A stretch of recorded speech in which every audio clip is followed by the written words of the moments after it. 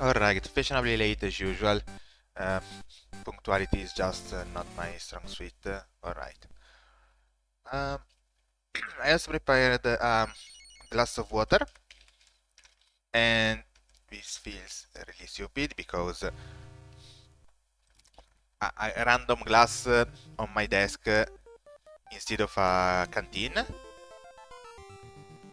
is bizarre, but I like. How is it called in English? I mean, canteen seems to mean also other stuff, and I don't really see it used much. And water bottle makes me think of a plastic bottle, not like a reusable. Like my water bottle is indeed plastic, but it's not a bottle. It's the reusable thing.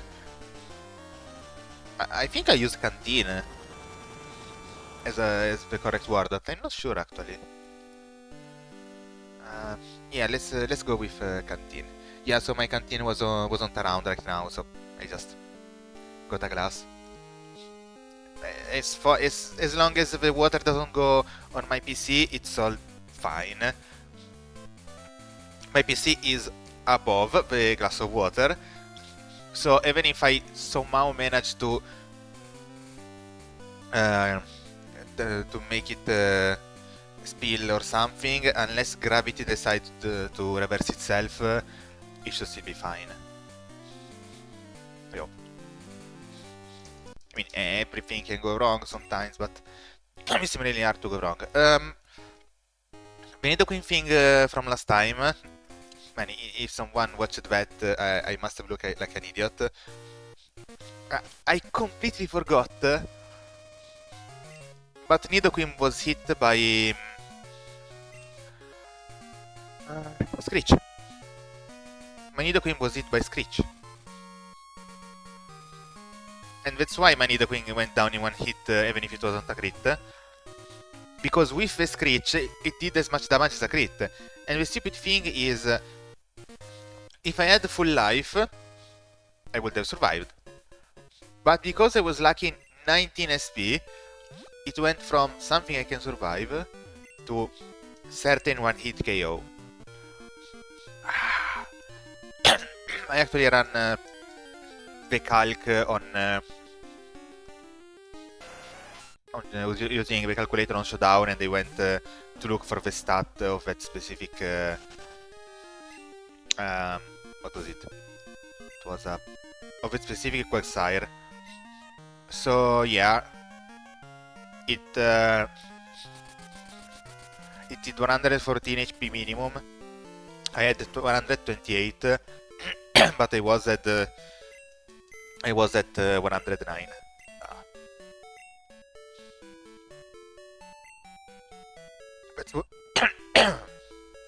That's what happens when you completely go on autopilot.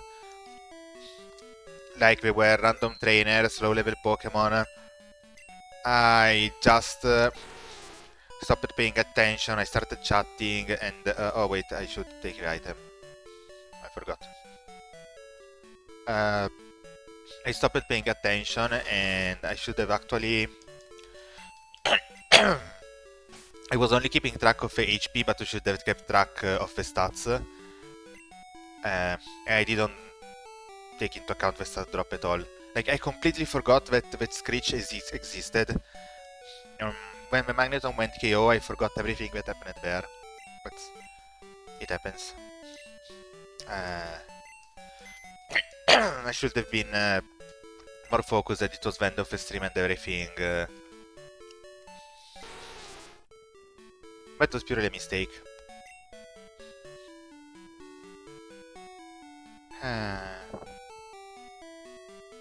Change box. Box 1. Let's get Tauros back.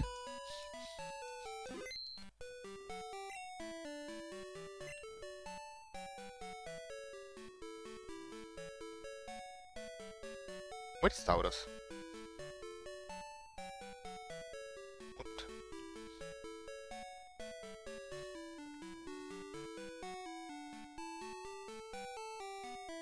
Oh no, I had Lantern in the box, not Tauros. Alright.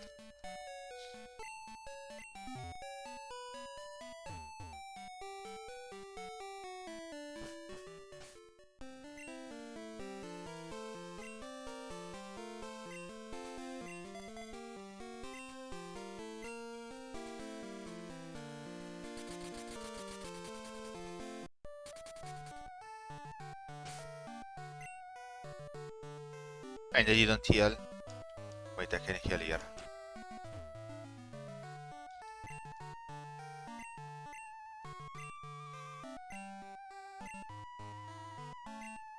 Wait, she doesn't heal you?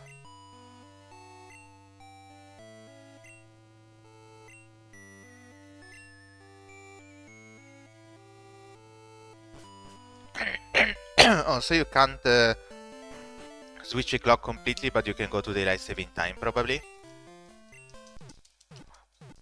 Yeah, she doesn't heal you, but there is a healing machine here, but...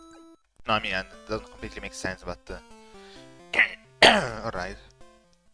Oh my god, why am I talking? I ate too much. I shouldn't have eaten that much.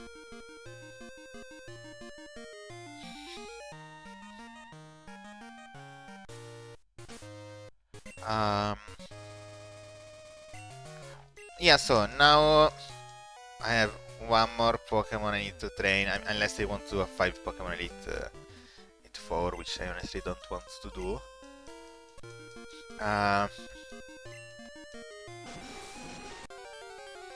Man, it will be pretty hard to prepare for.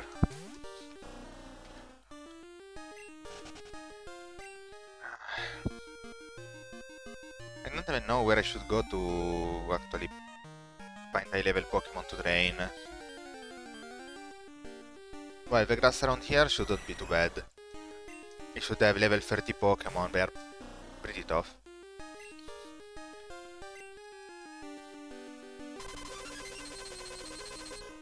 Man, this animation is so long. I want to show down animations. They're actually cooler.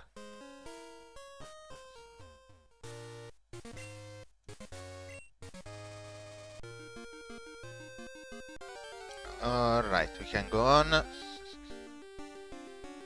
I should come back to heal often because I don't want to lose any more Pokemon.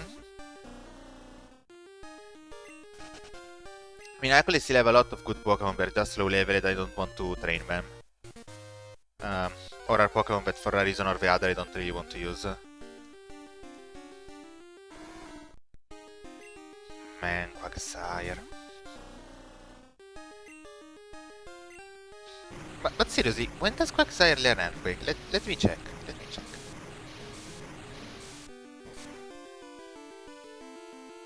Quagsire.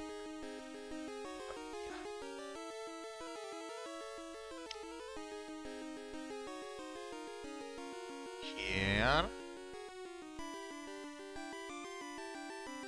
What? In Generation 2, Quagsire learns Earthquake at level 35. But the Quagsire was level 31.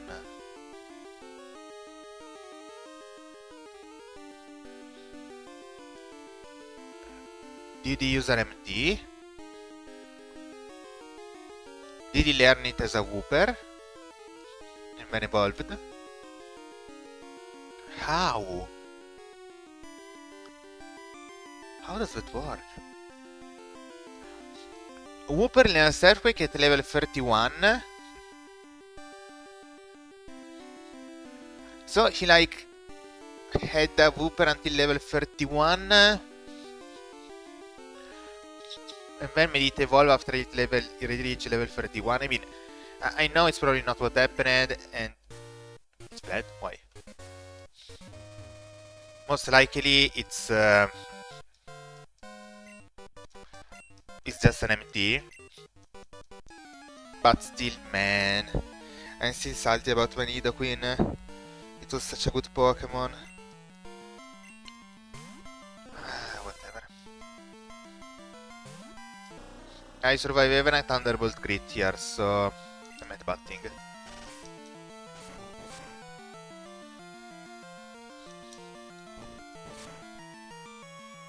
I mean, Starmie can have pretty much any move in this world. I can't be completely safe against it when I don't know the moveset. And I won't check. I won't check the team.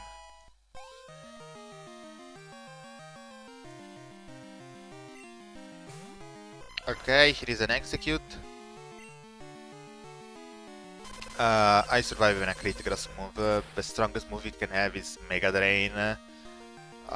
It just doesn't do enough even if I crit.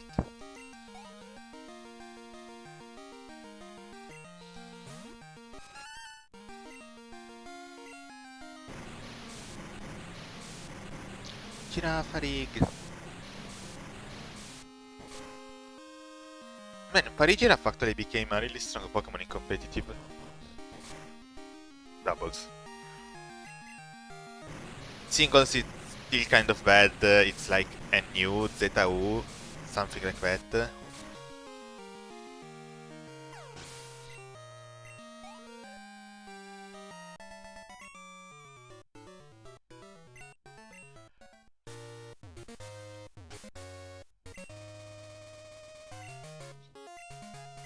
But Parigiraffe has multiple good abilities. In doubles, it pretty much always uses the one that like stops you from using priority. But in singles, that one is good, but not incredibly good. There are better ones, like I think it has Grass Zipper, Subzipper. It may have. And then the one where it gets more HP when it uses a berry. Sand Slash. Will I have to use a Sand Slash? Maybe possible.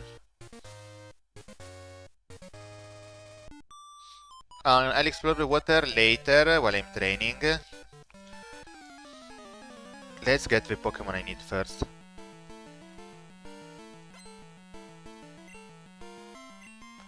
And then I come back and start training, exploring and training seriously. Or maybe not, I should first go to the league so that I can just fly whenever I need. Well, the lady in the house at the start of this route does heal you, I think. Not 100% sure, but I think so. Starmie is a really good Pokemon. After beating the league for the second elf and for red, I will use my Starmie. Yay.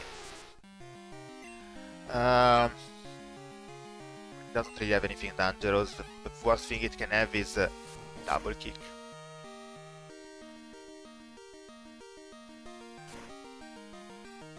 Yeah. It didn't do much.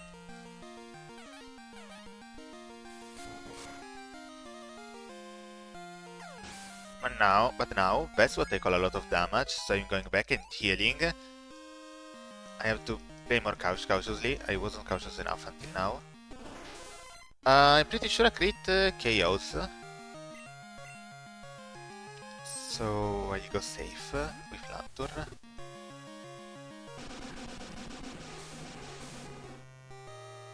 Crit. Okay. Oh wait, I'm using Thunder. I probably use all of my PP without hitting with Starmie once. Whoa, I hit, incredible.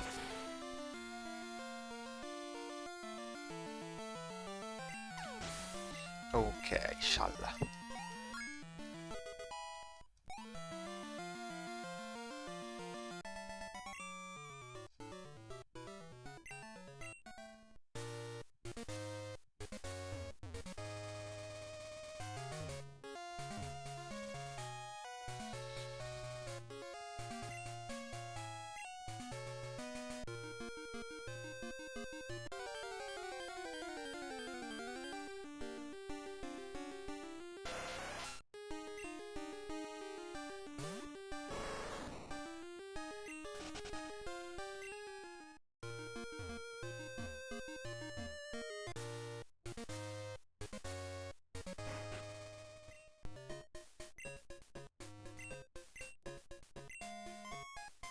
Oh man, she doesn't heal you.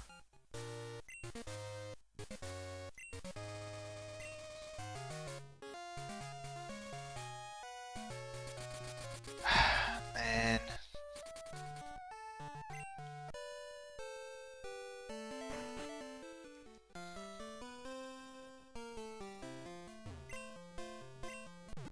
pet route is stupidly long and there isn't a single healer.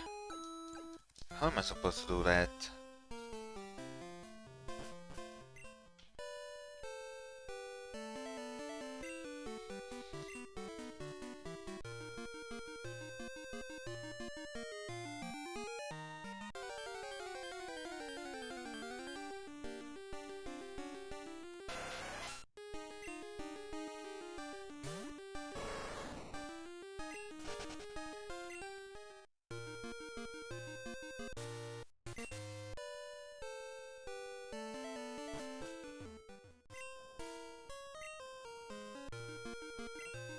I can probably beat only a couple of trainers before going to heal, since I only have 2 Pokemon. This will be hard. Like, not hard as in difficult, but as in my patience can't last. It probably takes a random risk that I shouldn't take midway through when I lose another Pokemon. I know myself well enough. Well, for now, let's try to add one more Pokemon to my team first, with Ponyta. Ooh, I will KO this. Tentacle is a lot of experience, even if it is only level 20.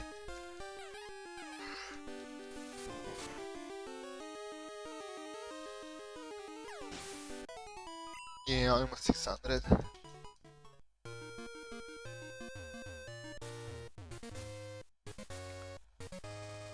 Yeah, I should come back exploring to explore after I've done Victory Road, I think.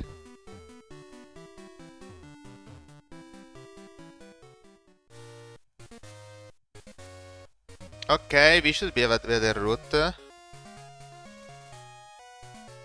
So I should look for some grass.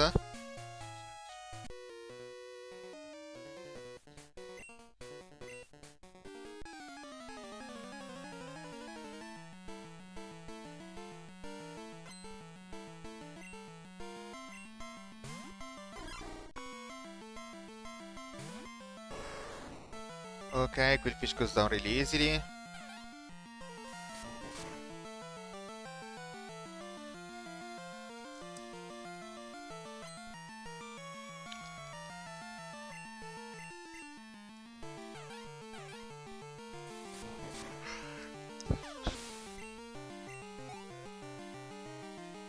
Good.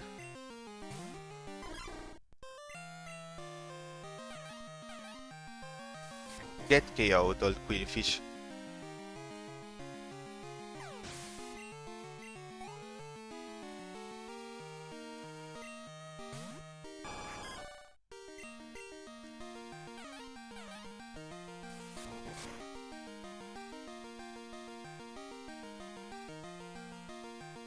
Oh. Man. It didn't do that much, but...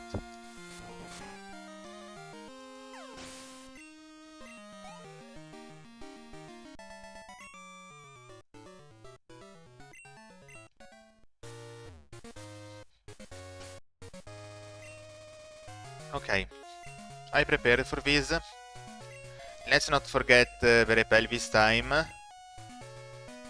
Once was enough.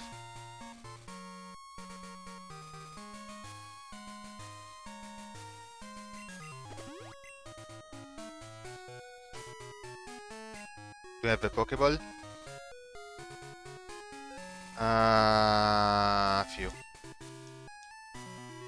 Should I use a Master Ball? I should have brought more Pokeball. I mean, I do have the Master Balls for worst case scenario, but...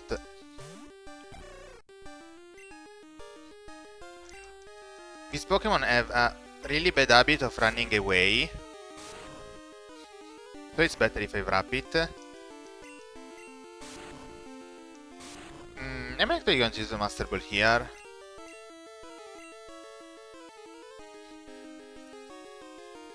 Honestly, why not? It's a bit hard to weaken, and I've seen that Pokemon in this zone have an habit of running away. And... yeah, it would be a problem if it ran away. I don't really have a better target for the Master Ball anyway.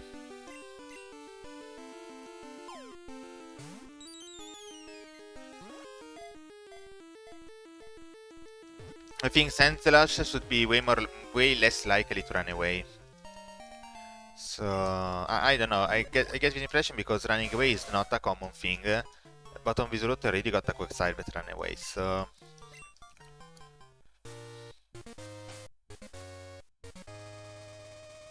I should train a bit more, I think. And the next time I go to heal, I'll actually take Ponyta instead of Shackle, because I'll train Shackle later, and Shackle can't really help beating random trainers easily, while Ponyta can. So there is a reason to do that. Alright. So no trainers, alright. Okay, I'll go straight for the end of Victory Road. Oh wait, is there a rival in Victory Road? The Nuzlocke tracker is useless, but at least it should say that. Oh, and I should register the fact that I got where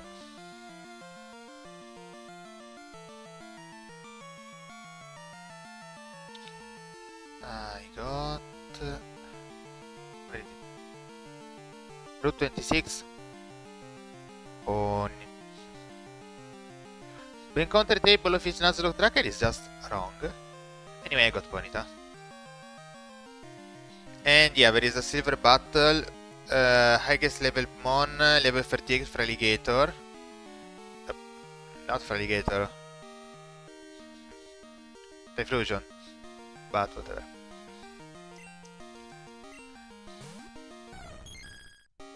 I have enough counters for Psychic type, for Fire types.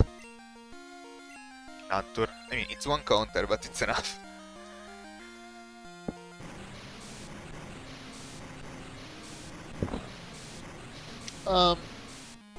Ponyta also has Stomp, which is good because Mac has Minimize, and I think there will be a few other Pokemon with Minimize in the league. So at least I should keep, you know, a Stomp around.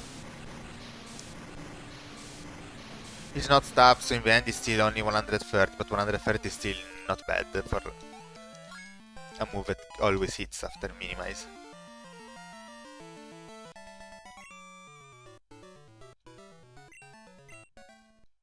Why a physical move on Espeon?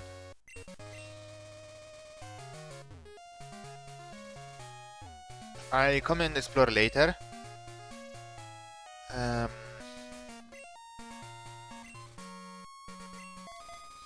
Let me level up my Pokemon first.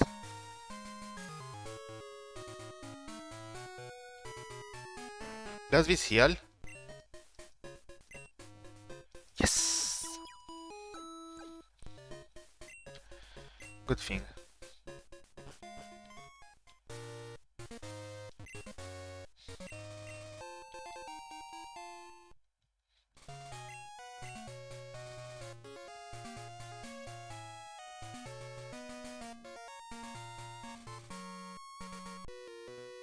Oh, I can't go around this.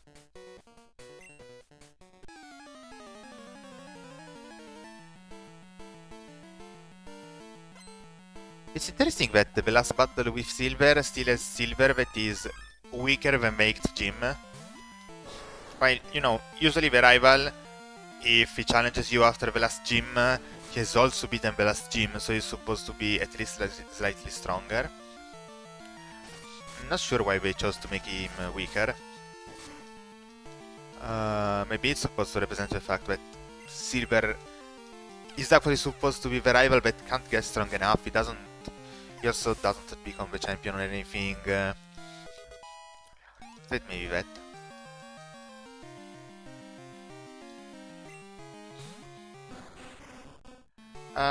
Yeah, Kingler actually doesn't do that much because either he uses a non-stop move or used as a special move, so both have bad stuff.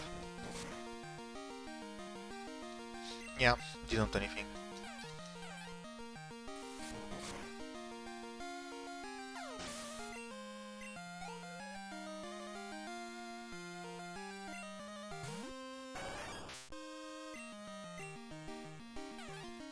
Flareon is also easy because Flareon has the same problem.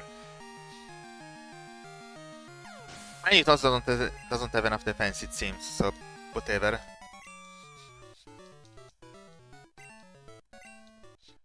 Why is YouTube chat sending emotes?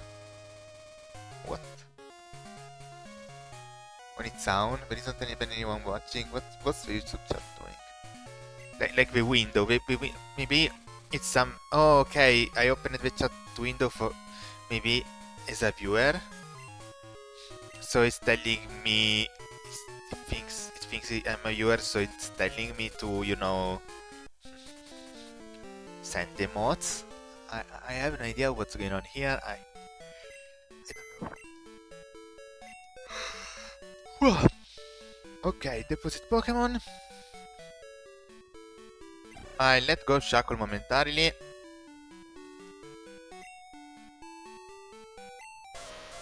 And I take Ponyta.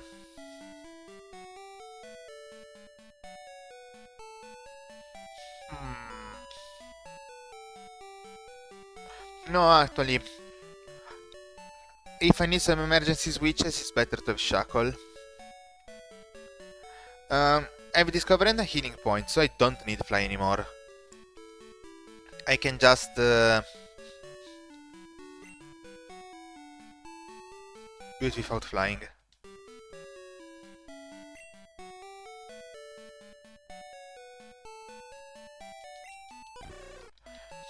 Let's also train Shackle. But I have to check how to get a Sandslash in the cave. No, in Victory Road. So, Victory Road, let's check on search on Bulbapedia. Victory Road. Kanto, I think. Yeah. It's the Kanto Victory Road, but Generation 2. Oh. In Korean games... In Japanese and Korean games, the appearances of Donphan and Ursaring are swapped in the two games. Why? Okay, so I already got a Golbat. I already got a Geodude. I already got a Fampi. Oh, but Sandslash is Crystal only. Ooh, in Silver there is Rhyhorn. Ooh, I can get a Rhydon.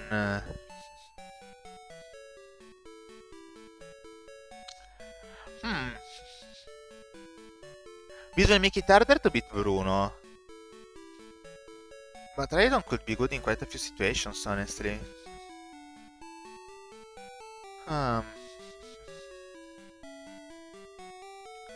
No, maybe I should keep Rhyhorn for the second half of the game. And go with Sandslash. Yeah, I'm just worried that against Bruno, I don't have a switch-in for fighting type moves. My switch-in was supposed to be Crobat when I was training Zubat, or Nidoqueen when I was training Nidoqueen, but both Crobat and Nidoqueen are dead, so... yeah, I need Sandslash, I think. I need something that can switch in to fighting type moves, and Tauros can switch in, Dugong can switch in. Shackle is more of a pivot. Yeah, it can pivot in and out of fighting type moves, but it doesn't really want to. I mean, the problem is we will keep using fighting type moves against Shackle. So whatever I switch in later, we still switch into a fighting type move. Ponyta can switch in, but Rapidash is a frail mon, so I don't really want to it to take too many hits. And Lantern can switch in, but it doesn't really have any advantage. Sandslash will be useful because Sandslash has a ton of defense, and it is at least neutral. I mean, the ideal thing will be like a flying type, or a poison type, or a psychic type, but I just don't have one right now. So I make do. And I need to give the condivisore esperienza XP share. Alright. Let's go to Victory Road. Man, I forgot. I can't go to Victory Road. I'm out of Pokeball. If I go to Victory Road, I can't. Oh man, if I go to Victory Road, I can't catch Ryan, and they want it for the second half of the game. So no, I have to go by Pokeballs.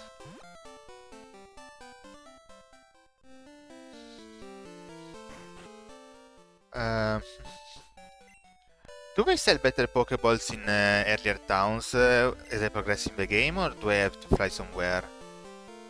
I have to fly somewhere. Oh man. Alright, alright.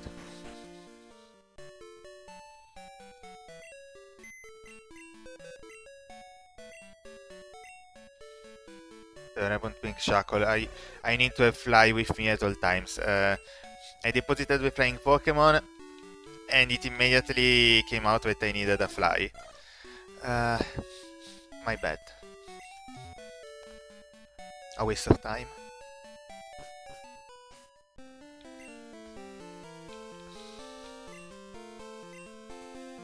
Okay, so let's go get Ultra Balls here.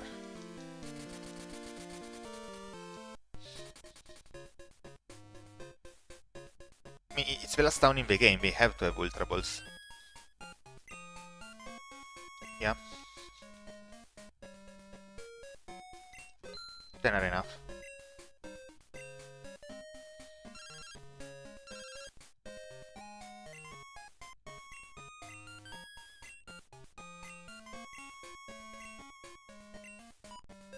And at this point, let's get one more Pokeball.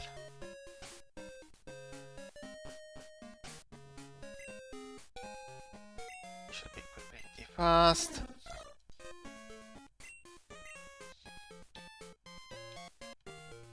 Natalia.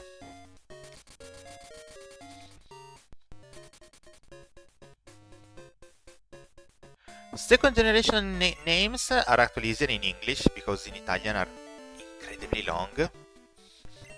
Well, not all of them, but like Fiordalisopoli. What the heck? How am I supposed to remember that name? I don't even remember which city is called that, but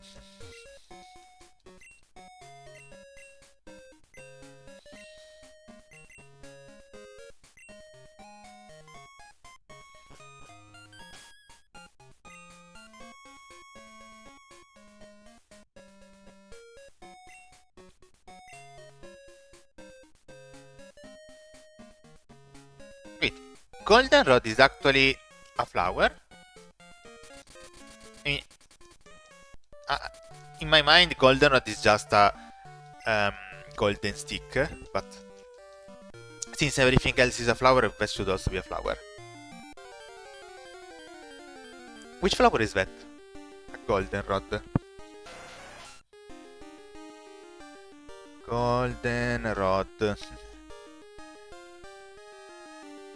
What's this? I don't even know what it's called in Italian, actually. Lol. If I search Goldenrod, one of the first voices on Google is actually the Bulbapedia voice.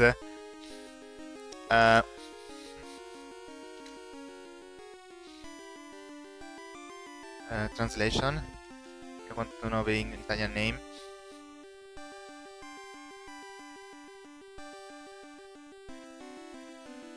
Yeah, but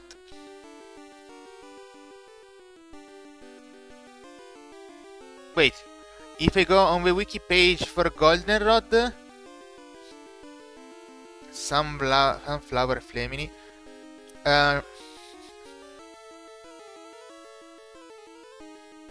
oh, there are multiple plants.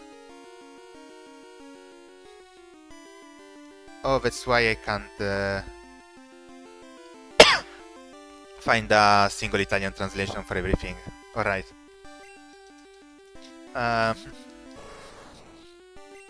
Anyway, now I have an idea of what they are. No idea of the name, like... Yeah, they are a grass that you commonly find. Alright.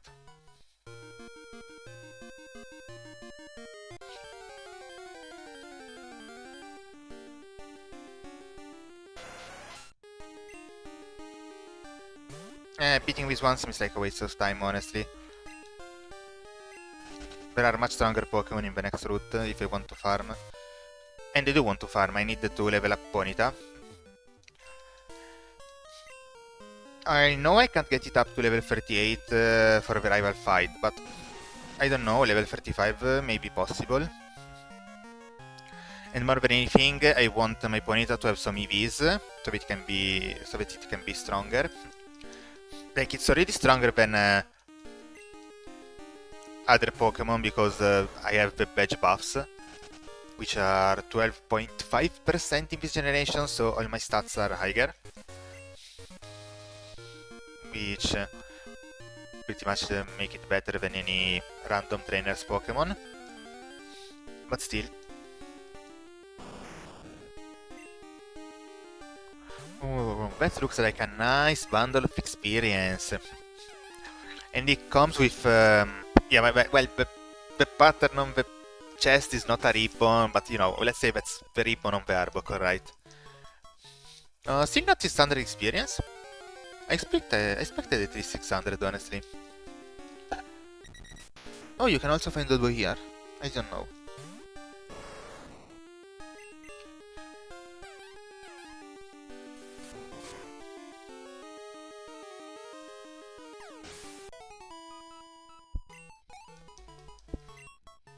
Yeah, man, I'm sneezing too much.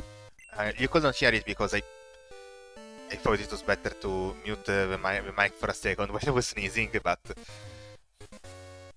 Alright, so let's try to get to the league. That way I can use Fly to go back and forth to the league, and they come to train here more easily.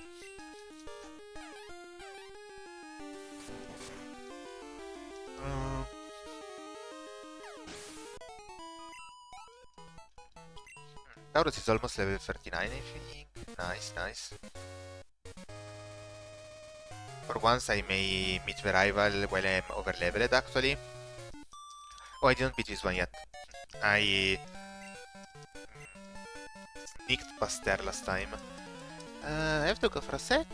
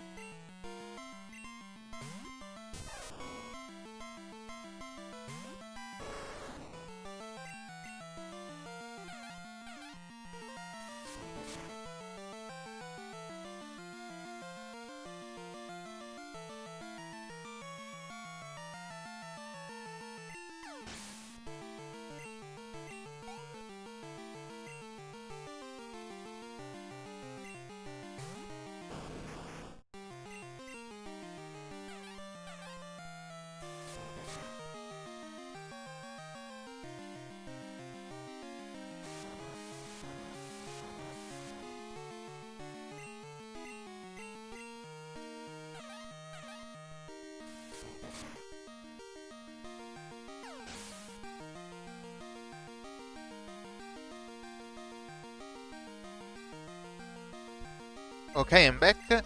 I kind of wish that Blastoise used... I mean, I kind of wish I had the Lantern, because an opposing Pokemon using Rain Dance against my Lantern would be like, oh, thank you. Did you want to die that badly? The funny thing is that I may actually also use Rain Dance with Lantern on the same turn, so it would end up being a very useless turn. I already beat this one. I'll explore the area later, I'll get the items later. Let me first get to the league so I can fly around.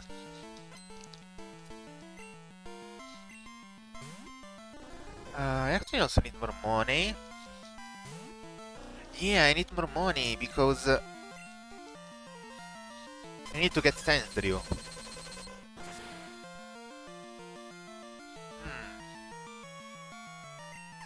And I don't have that many trainers I can beat from now until the league, honestly. Oh, I'm pretty tight on money, actually. Let me use the amulet coin for the rest of the run.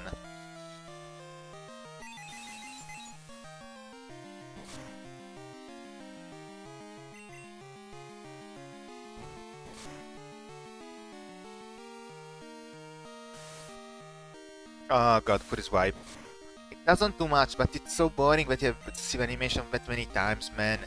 Make your attacks faster.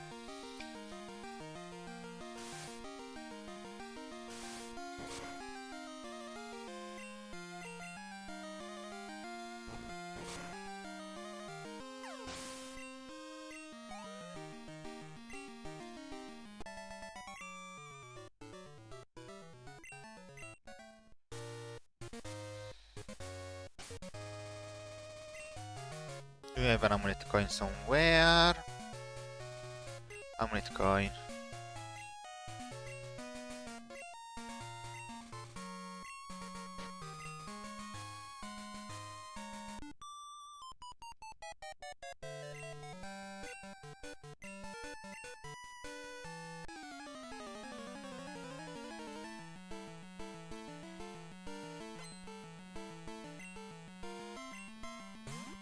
I think I'm forgetting something.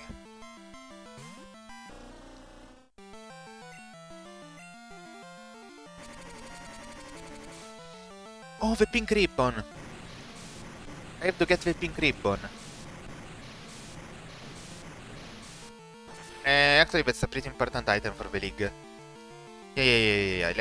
Let's get that. Oh, I can get that when I go get Sans Rufo. Yeah, I'll get it later.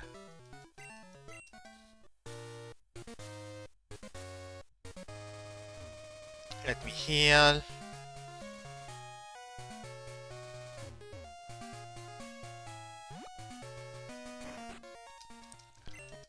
It's also nice that between the last gym and the Pokemon League, there isn't only Victory Road, but there is also this route, which is pretty long and has a lot of trainers. And there was also the route to come down from Blackthorn City, which was optional. You could also do it earlier, but it's still something more. So, you know.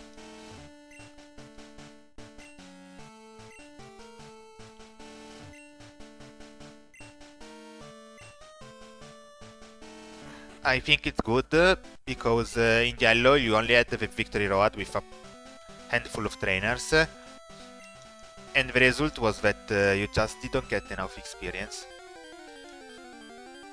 It ended up being a problem because when you had to farm a lot of wild Pokemon. I mean, I'm also not getting enough experience here, but at least I'm getting more experience. Like all my Pokemon are getting a few levels anyway. We were level 36 at the start apart from Lanturn, now we are at level 39 and also training the Ponyta.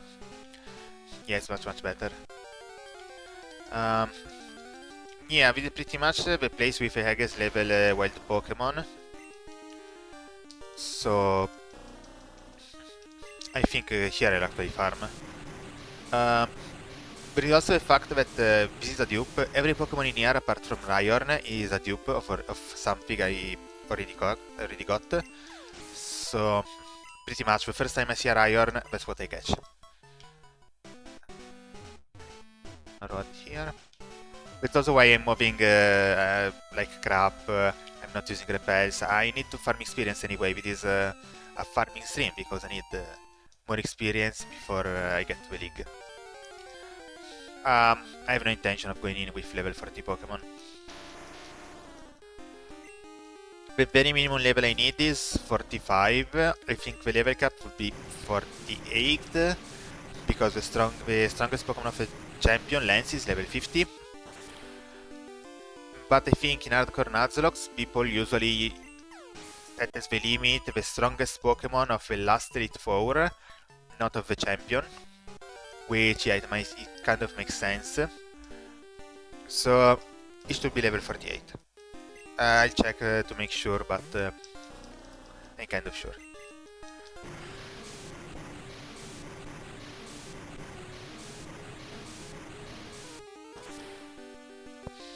They give less experience than expected, I have to say. It may actually be better to farm... I don't know. Is it better to farm on route... what is it? 27? 6? Anyway, the route just before the Pokemon League. I'll have to check. There may also be different odds on different floors of the Victory Road for Pokemon, so... Well, actually, even Visonix is giving almost 600. It just seems low because I'm using the XP share. So I'm only getting elf. It's 500. I mean, it's a bit less than Victory Road in yellow, but in fact Victory Road you were trying to get to level 60. Here you were trying to get to level 64, I think. Here you are trying to get to level 50. So yeah, this is still better.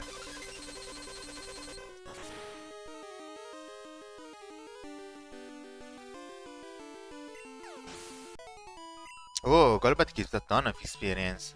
Nice, nice, nice.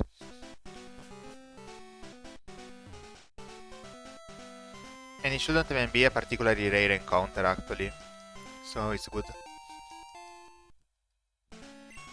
Okay, stuff I can sell.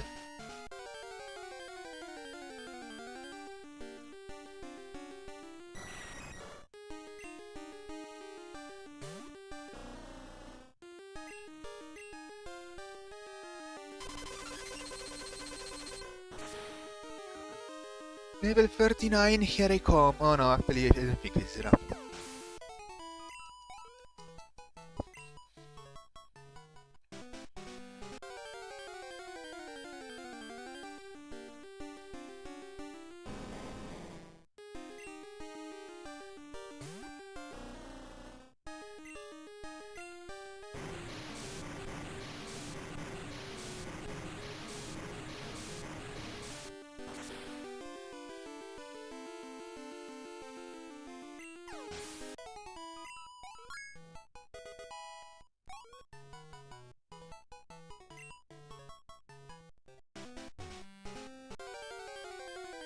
The leveling up is going quite slowly.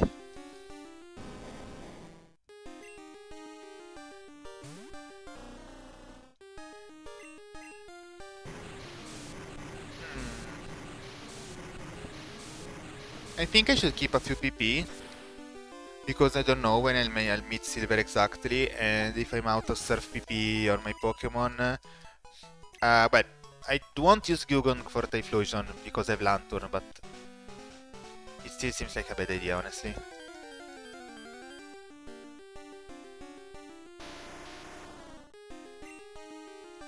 Shouldn't there be an Earthquake TM somewhere around here?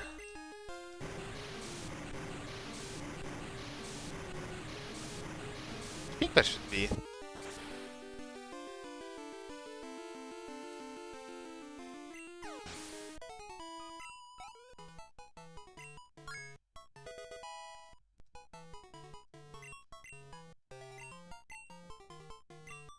Maybe? Actually no.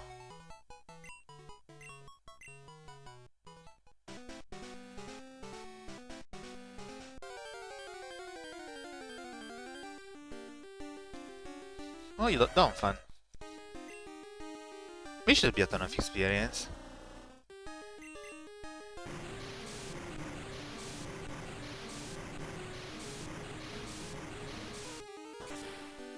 Is this already the end of Victory Road?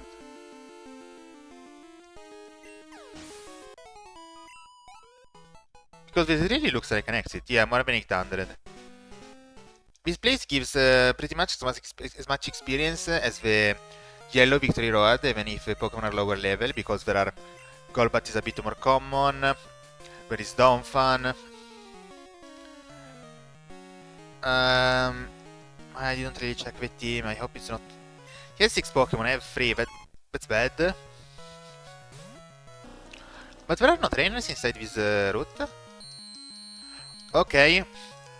Let's not go in auto play, let's not be distracted. I got hit by a Screech. Physical attacks will do a ton of damage now. At the same time, what physical attacks could I get hit by? Huh.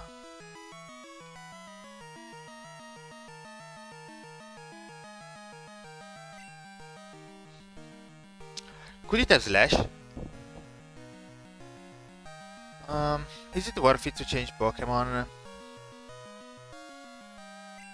It probably is.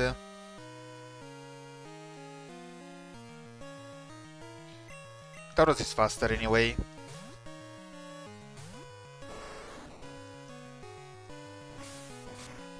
Oh, I could have just taken that, honestly. I mean, it doesn't really matter, it's so weak that even if the fact that it switched and lost a turn doesn't matter at all. Like, seriously? Fury Cutter? Yeah, I guess I wasn't expecting that. That took me by complete surprise. Man, yeah. My opponent should use Fury Cutter all the time. I'll never see it coming. Okay, I can just play around this by switching. Yeah, Confusion is a really weak status when the EA uses it. But it's an incredibly strong status when you use it against the EA. The AI, because the AI doesn't really switch much. So when they use it against you, it's really similar to Yawn. I don't have anything for that.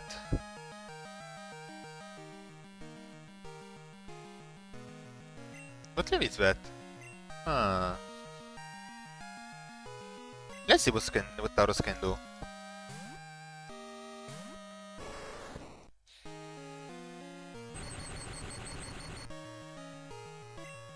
When they use it against you, you can pretty much treat it like... Oh, it only has Thunder Shock. Man, I could have used Ponyta.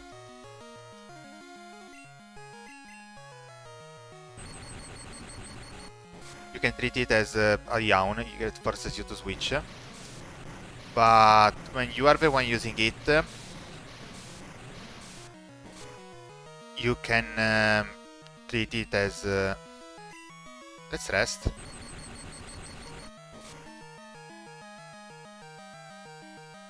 Yeah, it does 25. It's not dangerous.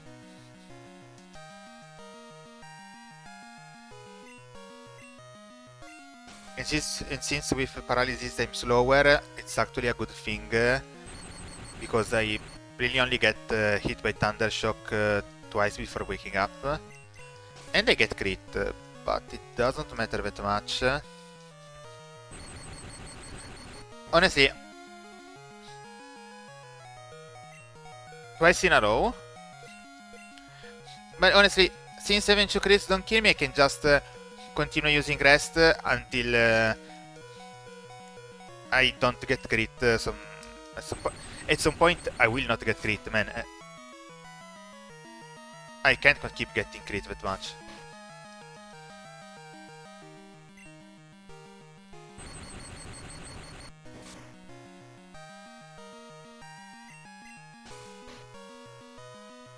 Wait, what? Oh, because I was faster.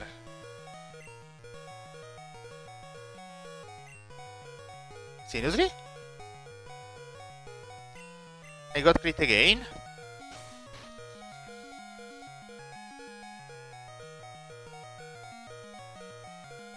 Am I really going to be pistol this thing?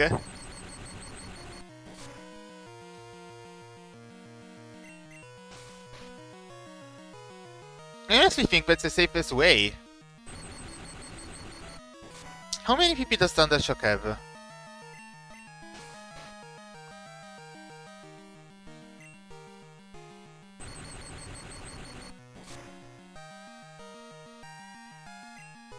Yeah, because a crit still kills me. I have to be pistol this. Which I can easily do, but... let me check the PP for Thundershock. Thundershock. Okay, 30 PP. So I have to use pretty much all of my rest.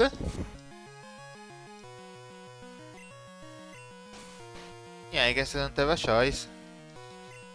This is going to take a while. I mean, I could just switch to Lantern, but honestly, I should keep to the safest option, because I already lost way too many Pokemon. Not having a ground type is a problem right now, but nothing I can do about it. It looks like Thundershock is its only attacking move, so where is that?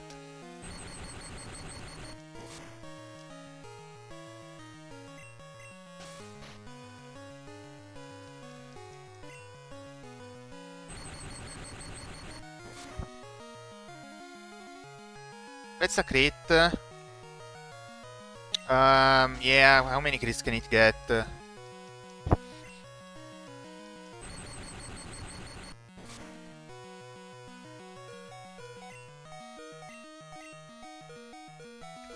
I did risk a crit, I won't risk anymore. If that happens again, I'll just switch Pokemon.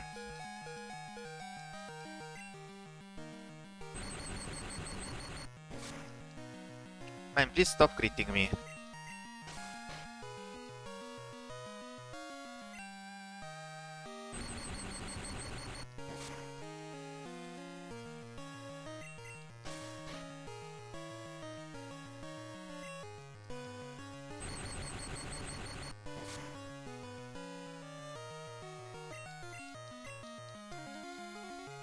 Yeah, but they will get crit at some point, I think. I don't know.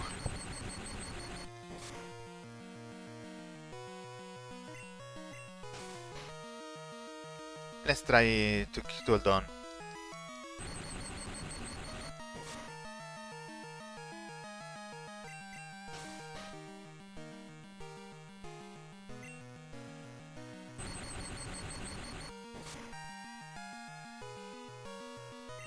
I didn't keep the count exactly, but it should only have like... a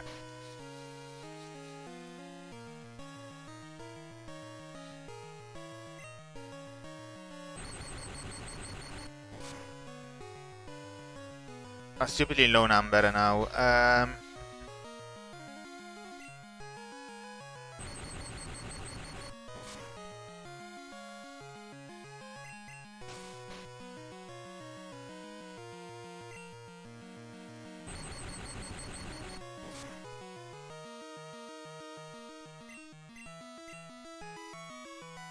Okay, he should only have 4 or 3 more. I didn't count exactly, but I'm quite certain.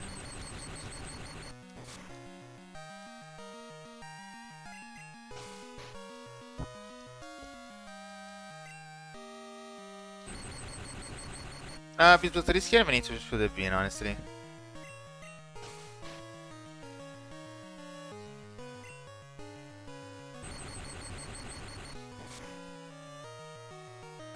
Okay, great. Now I should have 1 more, I think, or it should be out.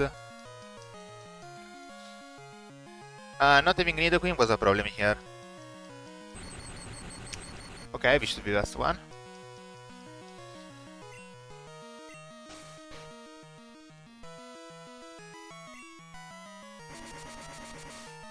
Yeah, I can't even get crit.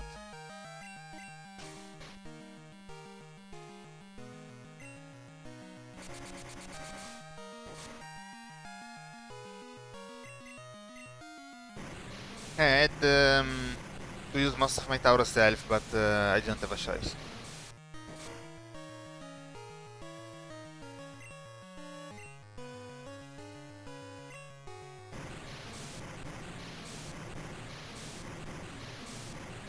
Well, that's 3 Pokemon gone. 2 left. 3 left. 3 Pokemon gone and 3 left.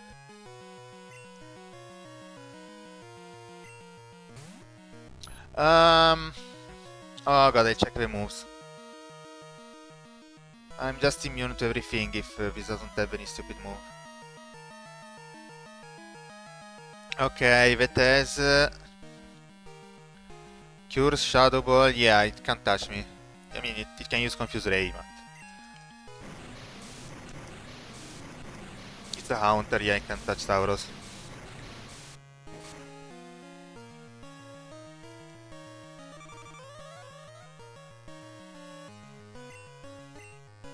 Oh wait, it could confuse me for...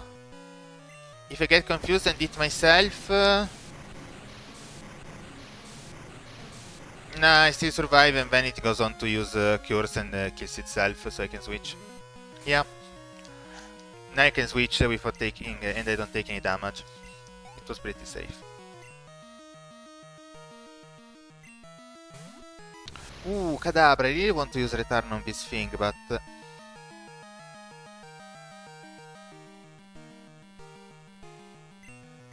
Dugong can take care of this. Should be pretty easy. Dugong should have a lot of special defense. Let me check.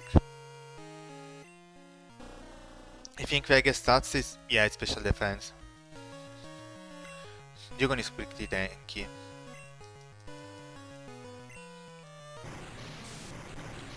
So I will get hit by Future Sight, but that's all I'll take, honestly, so it's good.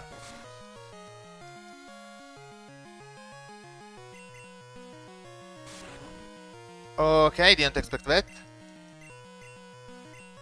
Future Sight does... I think it can't even crit, so it's pretty good. Nothing.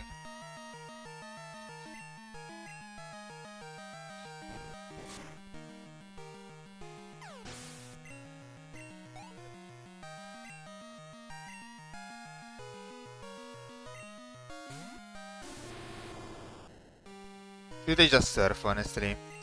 Yeah.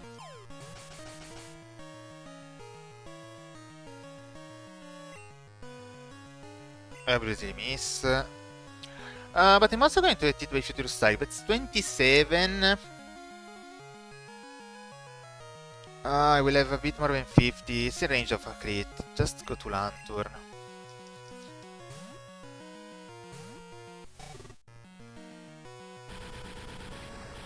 Oh well, it only has Flame Wheel.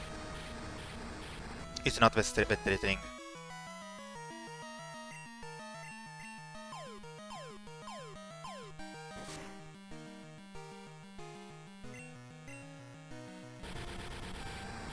Can I one-shot?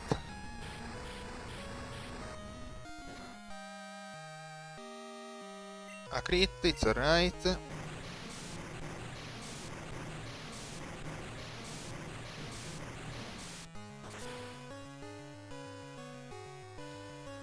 I mean, technically, if I didn't get hit by a crit 2 times in a row, the first time I used the rest on Tauros, I could have just woken up, used Surf, and won right there. But I got a bit unlucky with the crits, so I had to rest a bit more. And honestly, it got a bit more dangerous than I would have thought, because Typhlosion crit me twice in a row here now. I mean, it wasn't dangerous, but if I had to switch this Pokemon in earlier, they could have gotten dangerous. I got crit a ton in this fight, honestly.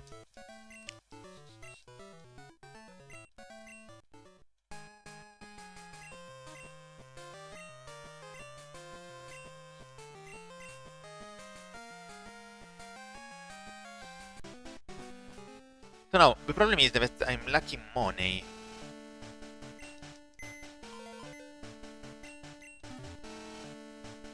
Let's see if I can sell some stuff.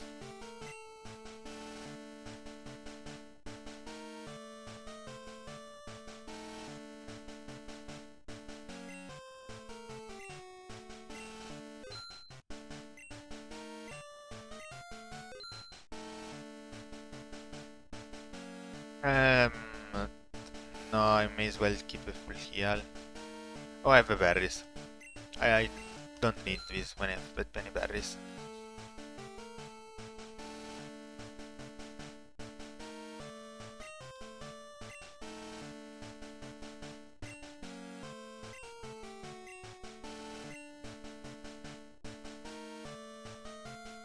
Alright.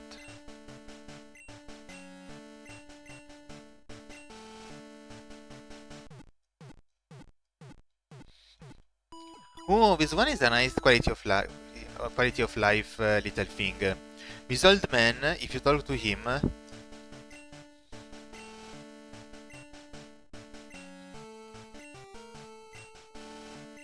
yeah, send me home.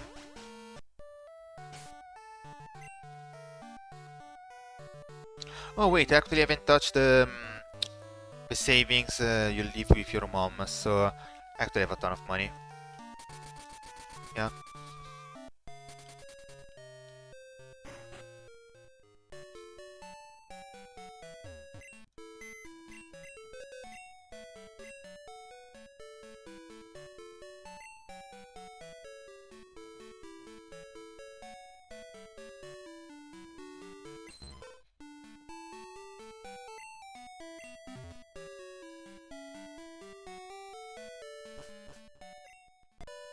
Okay, it has been a bit more than an hour from when I started streaming, and the result is that I have Pokemon at level 39. Kind of acceptable, I guess. Let's see if I can get to level 41 in the second hour. I actually think it won't be possible because I have to train the lower level Pokemon.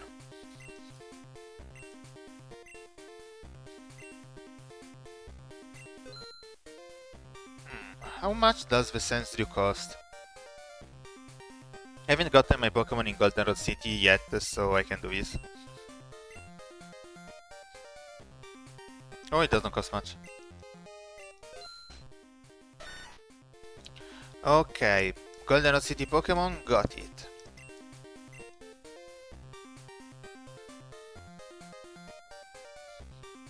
That was cheaper than expected, honestly. Now, if only some trainers called to challenge me, that would be some nice free experience.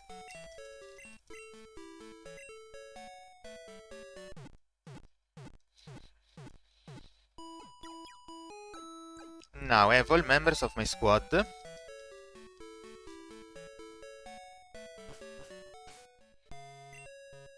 I may as well go and explore the few places where I haven't explored yet. I give you these.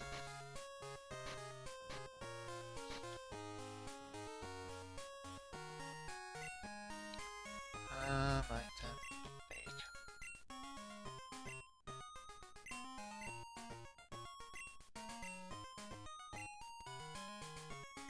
Alright.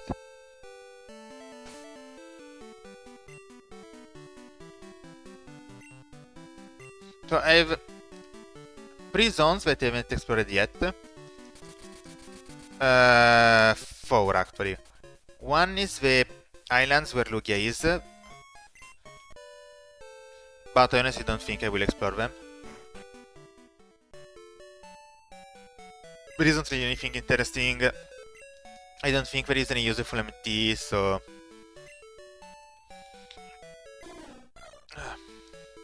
So I don't need to explore them.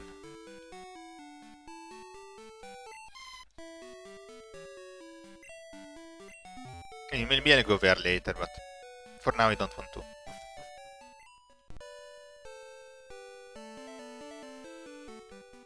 Now the first place is this one. I have explored the other entrance, but I have not explored this entrance here. Let's see what we have here. And let's see at what level the Pokemon are. Pretty low. Actually, if you're this low, I can try out my Ponyta.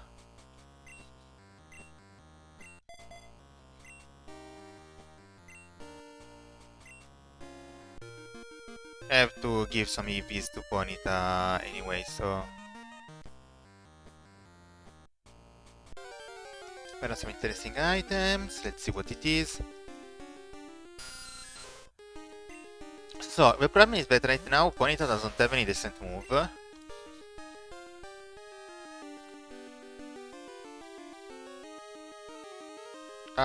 Stomp is actually better than Ember, because...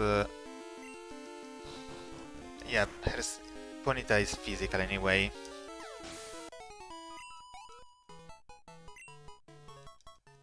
No experience at all, man. Okay, I revive, that's some money.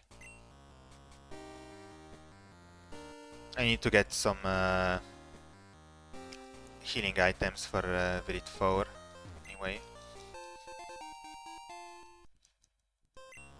Game 13, what is that? Let's see. Oh, Snore.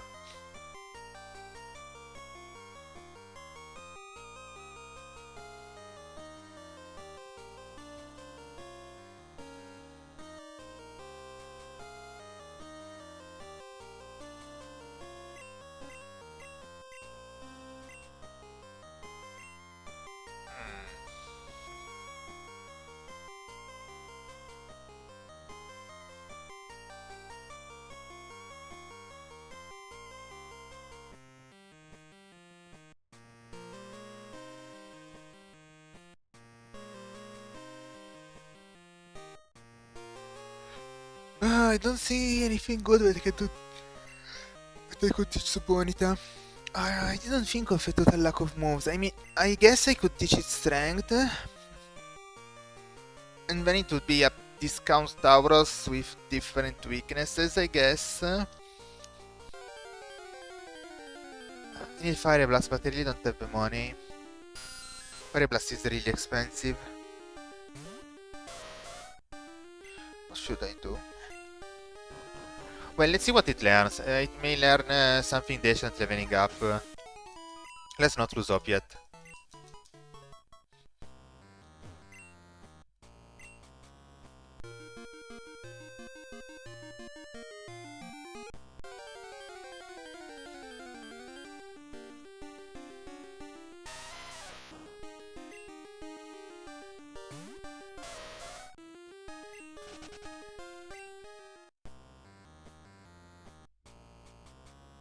See what's here.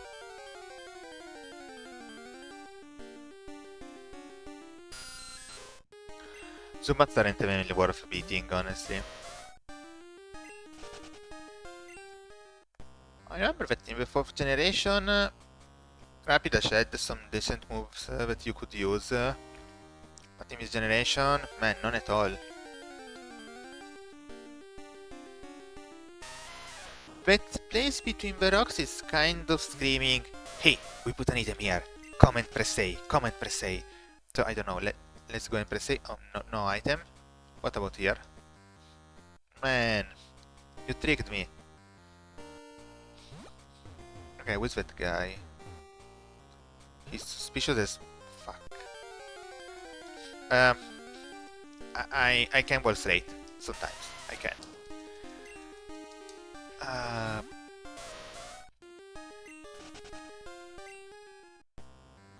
Alright, who are you?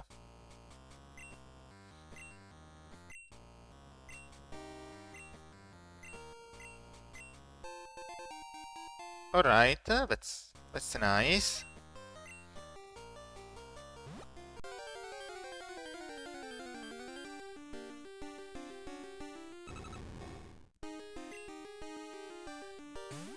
I already got a Pokemon here. Oh wait, I actually should run away. This thing can just one-shot me with a reflected attack. That's actually quite dangerous.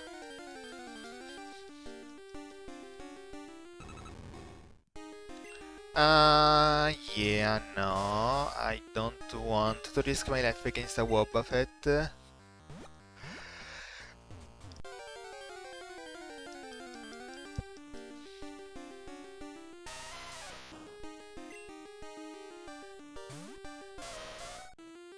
As much as I like the little Wobbuffet, I can't catch it right now.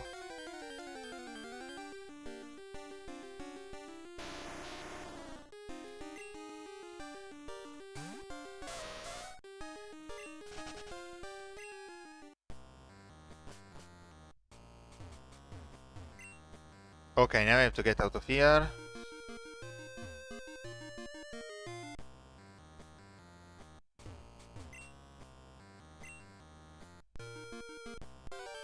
Yep, let's fix it. Alright, I got the black glasses. Now I need the pink ribbon. The black glasses are actually useless. You can't get the dark types before you beat the league. Which is stupid. You make a new game, you add a new type to that game, and for some reason you can't get any Pokemon of that type before you beat the Pokemon League. Who came up with this idea? No Andaur, no Markrow, no Larvitar, nothing. Man. Oh, and no Sneasel. Right. That's dumb. That's plainly dumb. Okay, one of the places is explored, now there are only 3. Mount Mortar only has the Tyrog, I'm not actually that interested in going there right now. So I'll actually...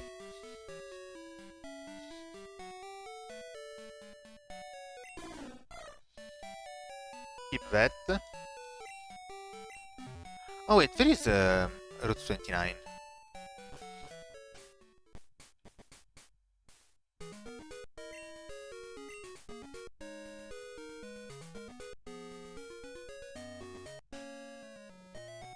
But is she really on Route 29? Where is the pink ribbon? Let me check. Quick sibling.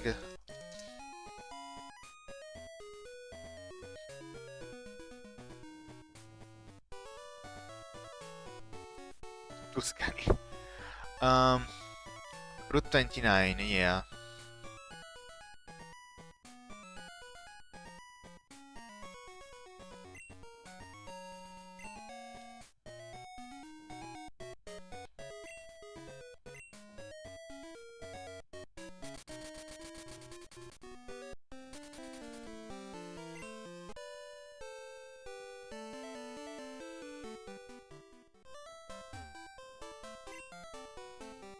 Where could she be? Not this girl. Not this guy.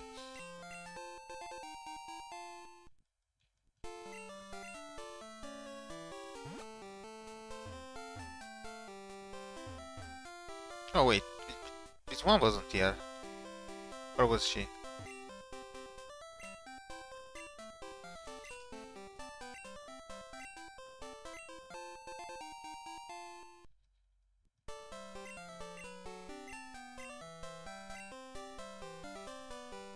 Yeah, it's useful. It's definitely useful.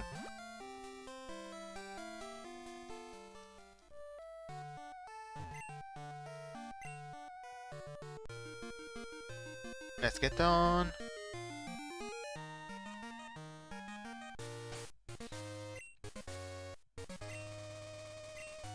And then we can just fly to the Indigo Plateau.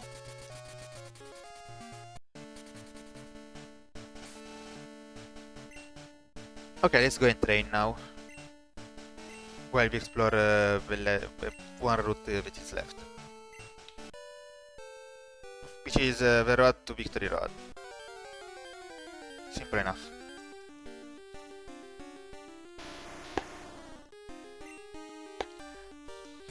I get around 600 experience per Pokemon.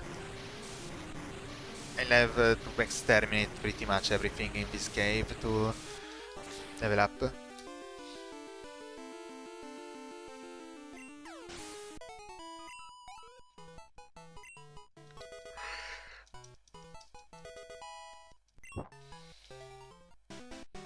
Well, Sandstream should level up pretty quickly, at least for the first few levels, I think.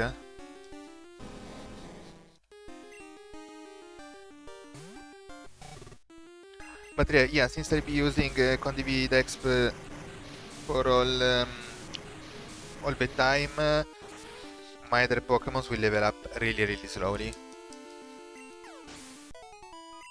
But it's the only thing I can do.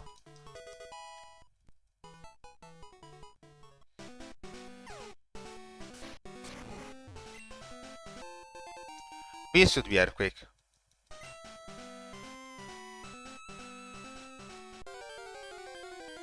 Let's see what I can find here.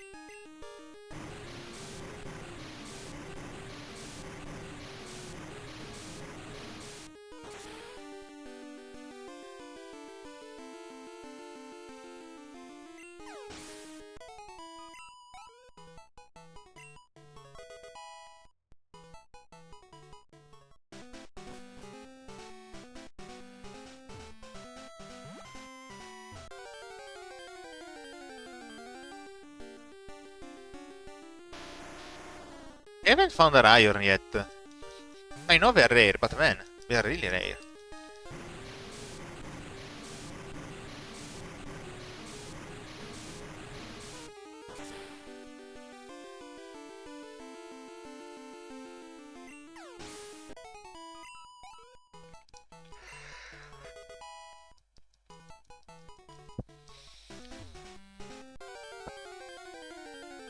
But at least the first few levels for Sentry are quick, I always appreciate that. I have to hit a Thunder. 70%, come on man. Oh, it's 10 PP, not 5. Alright.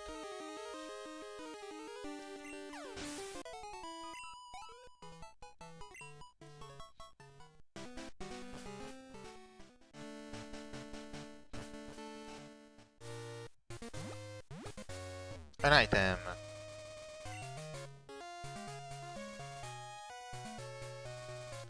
Can we add the Fu meme?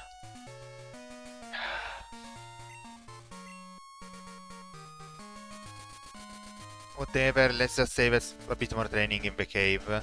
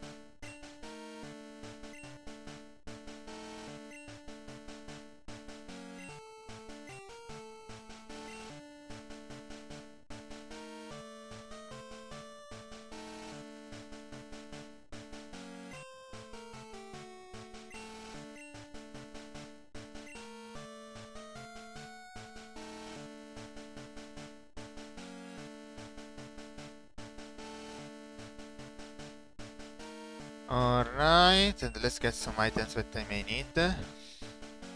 Actually, let's get them later. I'll still be collecting items.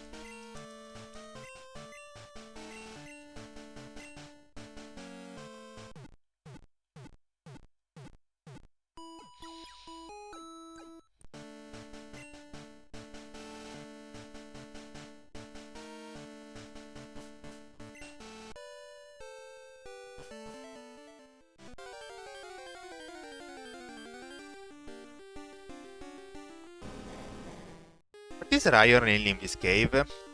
Could Bulbapedia be wrong? I mean, it's usually never wrong, but... Well, it's 1 in 20. I honestly have found barely more than 20 Pokemon, so it makes kind of sense that I didn't find it yet, but... It's slightly surprising.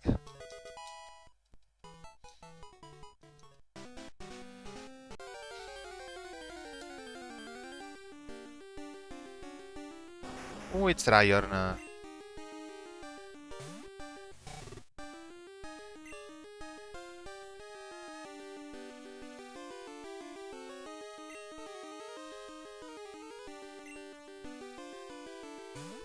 May have Earthquake.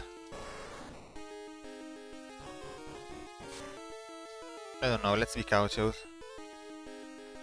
I just have to hit with return a few times, I think.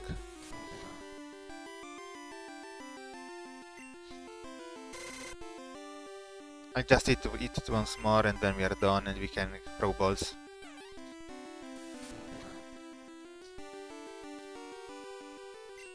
Oh, that did more than expected actually.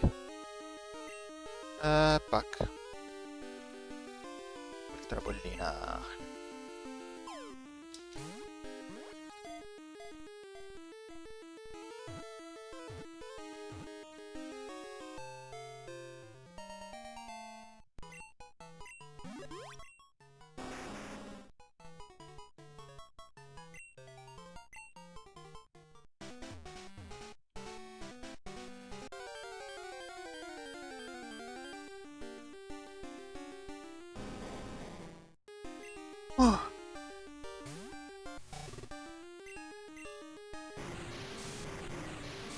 Picking up is so slow.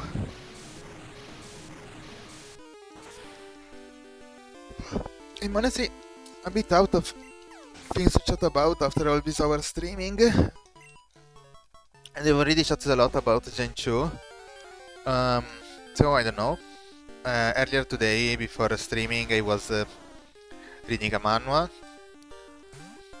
It's very standard, absolutely nothing special, like usual Korean power fantasy. This one was called Murim Delivery Man, I think. I mean, it was quite funny. I wanted to read it a bit more, but then I was already late for my stream. I'm just a bit upset that from the title, I don't know. I hope the author would actually do something more with the concept of a delivery man. Like, I don't know, actually having to, you know, deliver stuff in dungeons or something, but no. It just works as a normal delivery man in town, and that's only relevant to the story. Like, it's relatively relevant to the story, and that's all.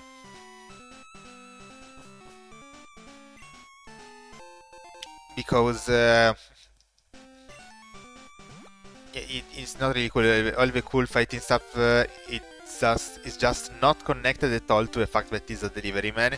So I don't know why that has to be the title. You know, I guess that does make the title stand out. I started reading it because I was curious to see, okay, well, what's going on here, and I was hoping for something cool, and then he just doesn't really deliver. Now that I've read it, and lol, the mamba doesn't deliver. Oh god, this doesn't deliver on the title, but the title is Delivery Man. Alright, apart from the lame jokes and random word puns, now I really hope there exists a manhwa where, you know, which is all about like delivering stuff in dungeons, where it's pretty hard to deliver the stuff because, you know, it's in a dungeon, and yeah, I don't know.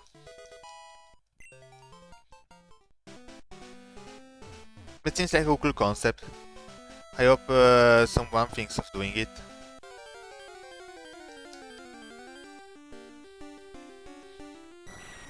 I mean, we've done a whole manga about cooking monsters in a dungeon, so I don't really think that delivering stuff in a dungeon will be so much out of anyone's idea.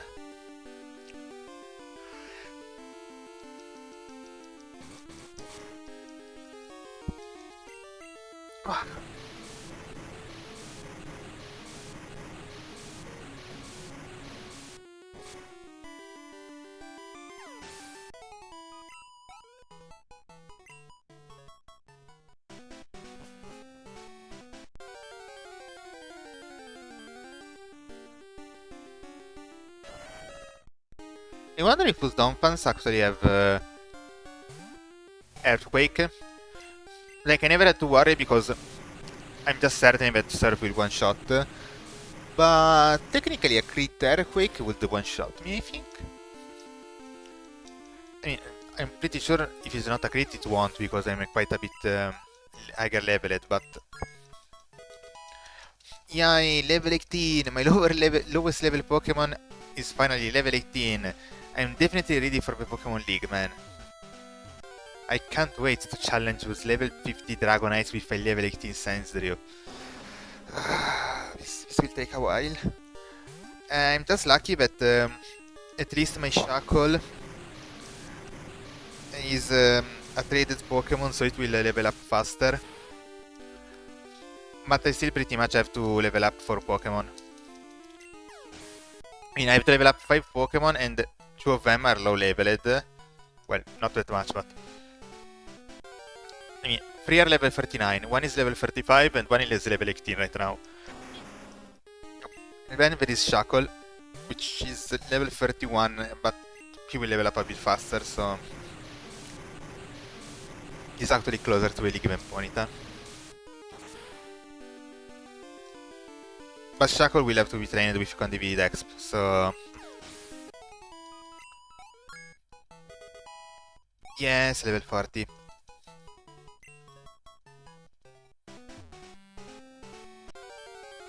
My highest level Pokemon is now at the level cap for the last gym.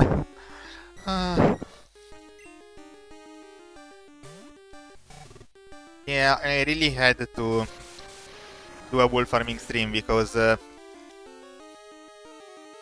this rate doing the league today just doesn't seem possible.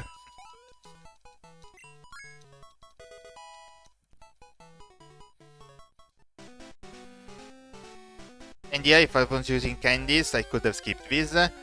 But if I was using candies, I wouldn't have lost Nidoqueen. A lot of things would be different, honestly.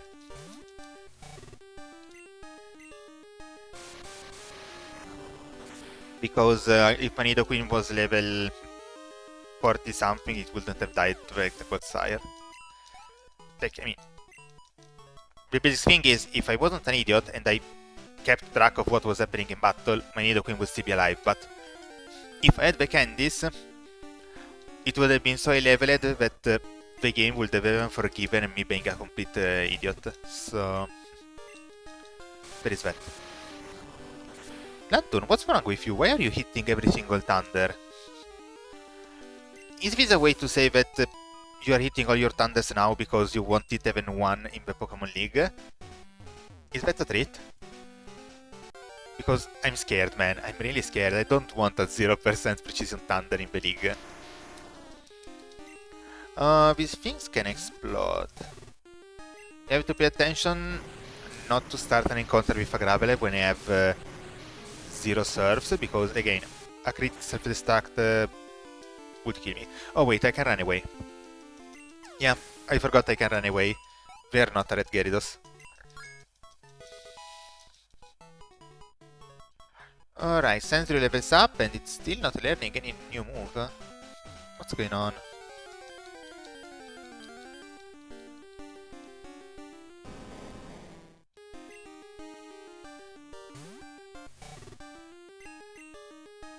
Well, I'll farm here until I run out of Surf, and then I switch to Tauros and go outside the cave. Tauros can't really train inside here, like he has Surf, so technically he can surf away the Onix, but the special attack is so low that I think even a Graveler may survive, or... Well, maybe a Graveler won't survive. A Rhyhorn probably will. I don't remember precisely the stats for Rock Pokemon, but more or less. Anyway.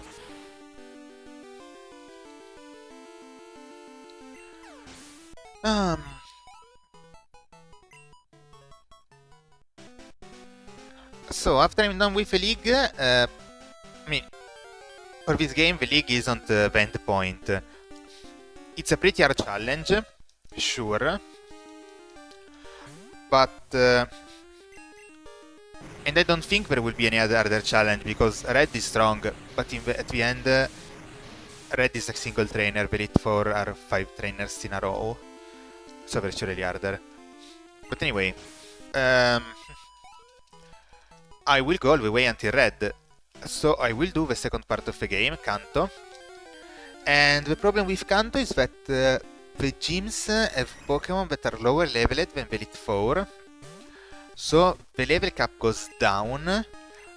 And I can't use the Pokemon that I use for the Elite Four for the gyms in Kanto. So I will have to make a completely new team. I've already decided on a few Pokemon. Like, I'm 100% going to use both of my shinies. I mean, I have two shinies.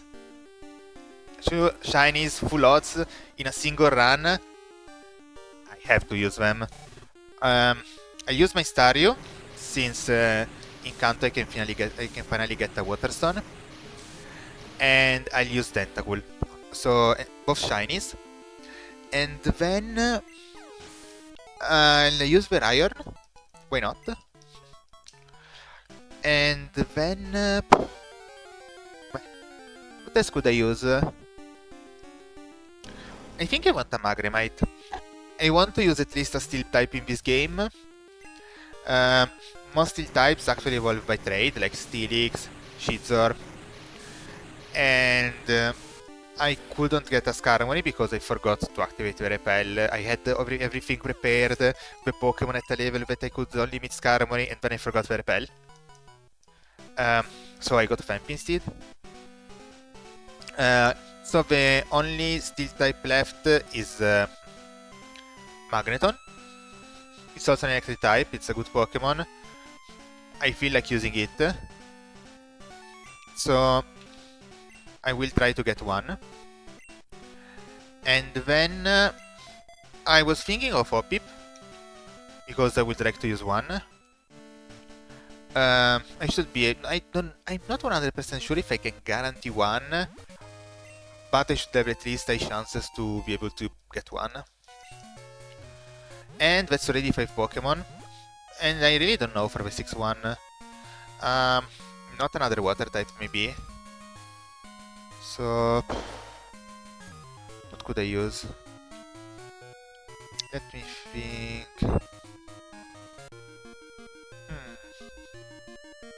A Kanto starter, maybe? Can you get one?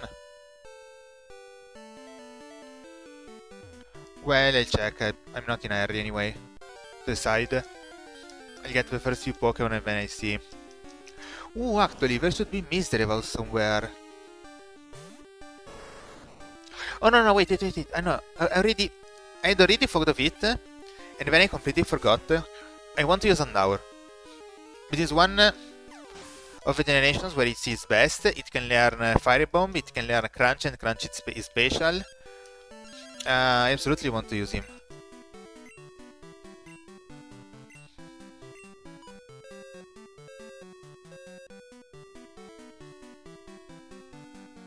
So yeah, my last Pokemon will be Undour. What's this?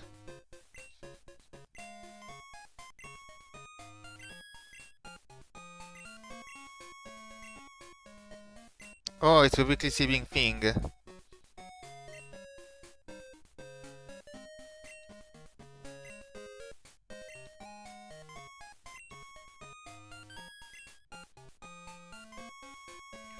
I actually have gotten most of them, but not all of them.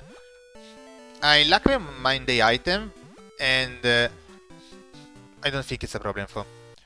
Like, I know I don't have it, but I wasn't really thinking too much about it, because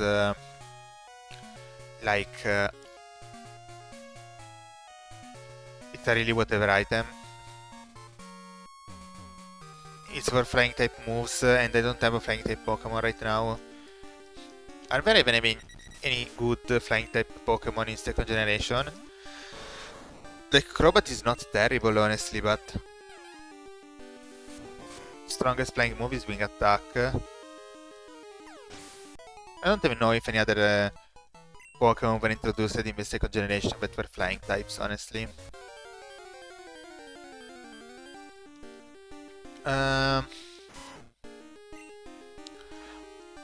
Something that's troubling me is that I would really like to make a Nuzlocke with a Spinarak.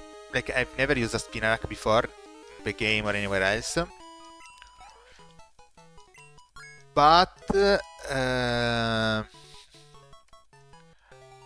want to play Soul Silver next. I mean, when I get to the 4th generation, I will play Soul Silver.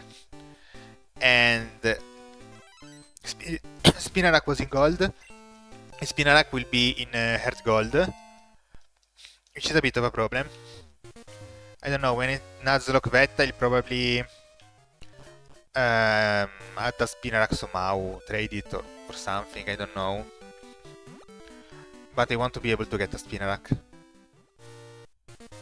So there is that.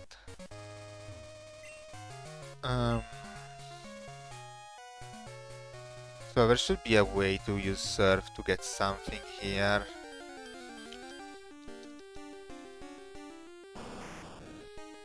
So for now I'm moving randomly because I want to train. I want one Arbok. But does an Arbok really give less experience than an Onyx? No, wait, it gives more than an Onyx, but like... less than a Golbat, but it's also lower leveled, so that may be part of the reason.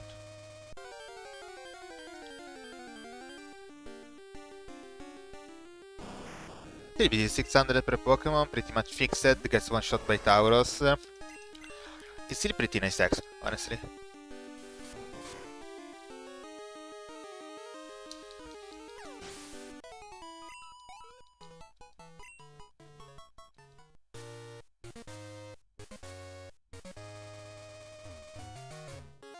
Let's see if there is something here. Oh, it needs a Whirlpool. Man, I didn't remember this. Oh well. I'll go get a Whirlpool Pokemon, I guess. Later.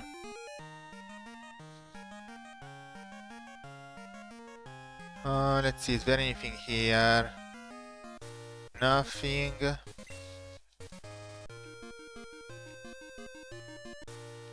I feel like I'm still missing something.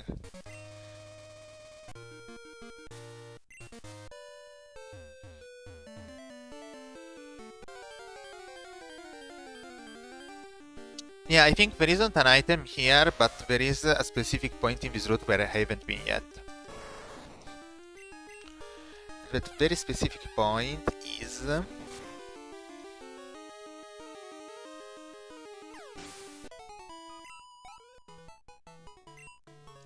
Ponyta gives more experience than Arbok. What the heck is here? Yeah. There wasn't any item, but I don't mean there yet. Is this really the point where I can get the most experience? It's slightly more than 600 per Pokemon, but there isn't only Ponyta. Ponyta is just the one that gives the most experience. Or is it not? I mean, Ponyta gives 700 and seems pretty common, but there should be Quagsire on this route. Level 30 Quagsire should give more than level 30 Ponyta, honestly. Well, for now I will just enjoy the reign of Ponytas.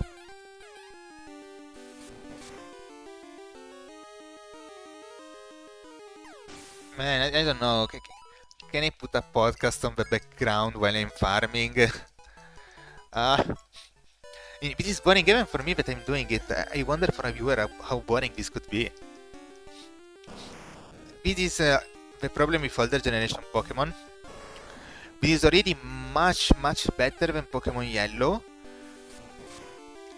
But there is still a bit too much farming right at the end before the Pokemon League.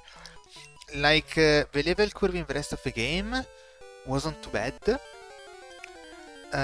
You could pretty much be at a nice level for the Pokemon Gym Leaders. But right before the league there is the 10 level jump. And there really aren't enough trainers to justify this 10 level jump in between. So I don't know. And I don't think they could expect you to be over leveled when you reach the last gym, so I think in the first generation it was also similar.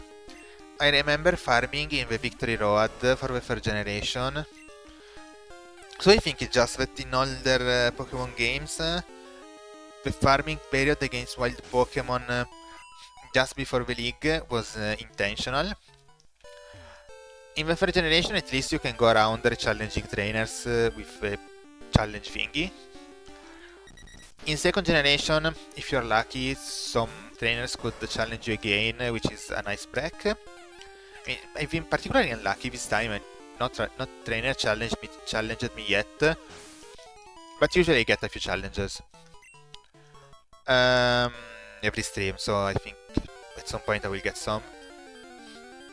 But in the third generation there was nothing like that, and it was just so boring.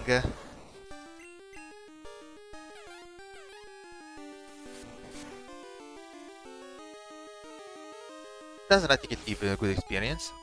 No, absolutely not.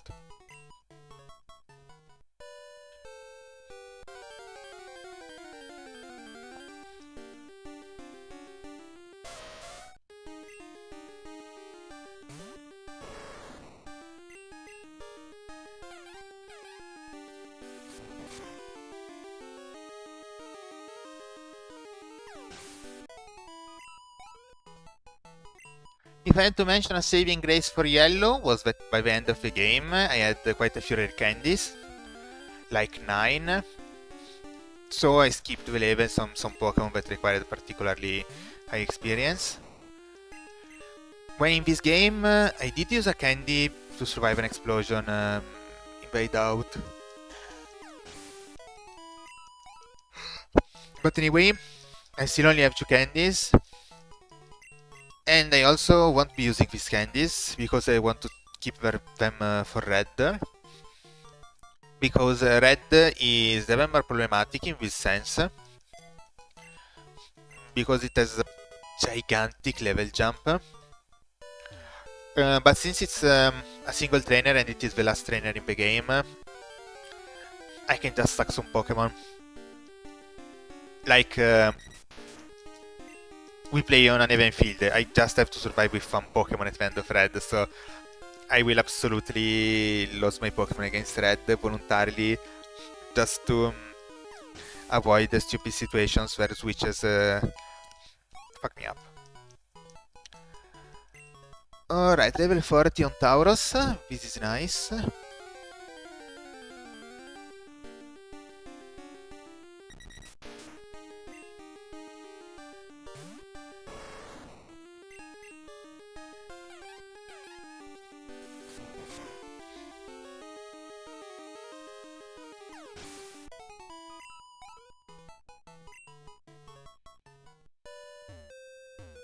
Now let's also get Dugong to the same level. But seriously, why is nobody challenging me? Call me, guys, call me. I want a phone call from you.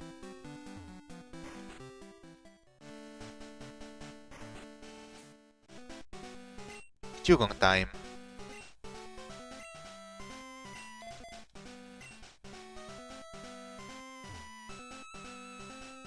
And after I'm done with Dugong, I will just go heal a bit, and then I'll take Poliwag. No, what's Krabby that had Whirlpool? Krabby with Whirlpool. And I will just go and see what's beyond this Whirlpool.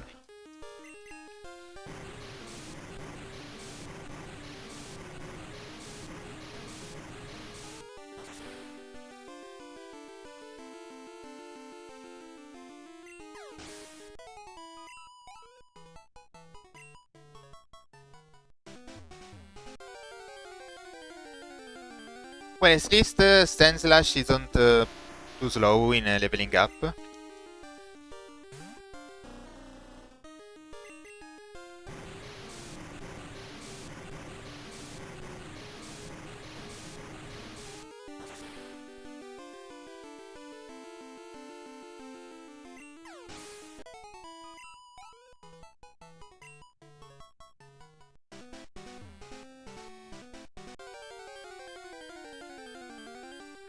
Okay, so at the start of the stream, my Pokemon were kind of at level 36.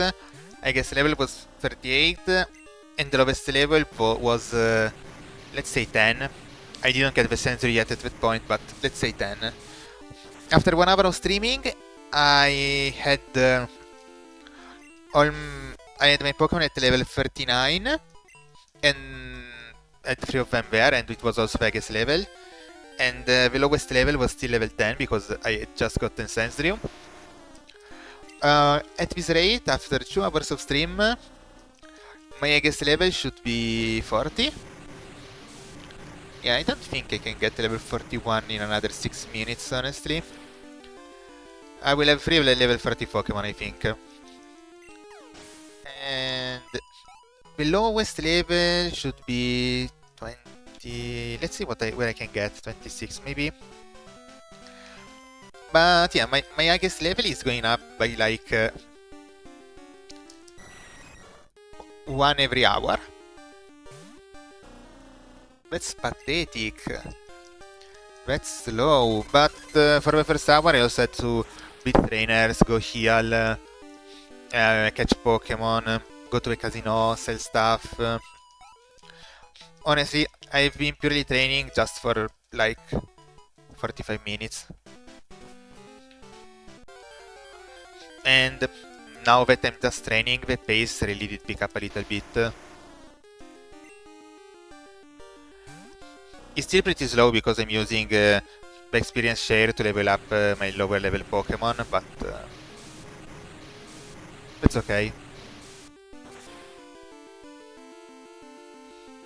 Honestly, Ponyta is a bit of a problem. Both Ponyta and Tauros are a bit of a problem because they both don't really work that well inside this cave. I will have to train them outside, and that does give a bit less experience. Yeah, Ponytas are common, but there are no Golbats, no Donphan, so yeah.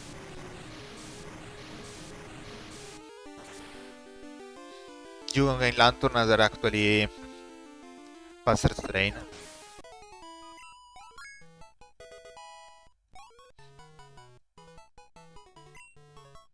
I wonder if I will learn any decent move before the league, or if I will have to use a ton of TMs.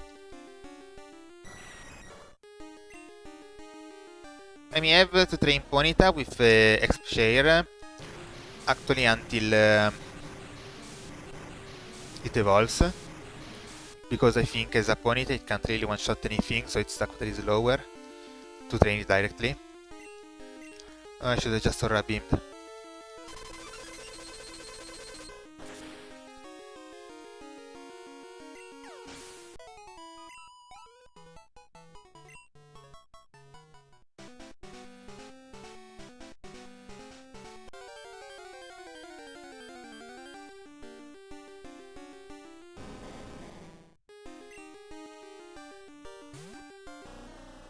Can I just Aurora Beam the Onix?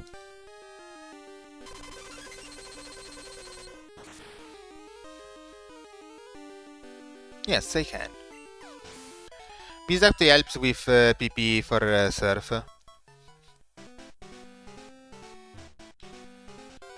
Man, this is taking so long.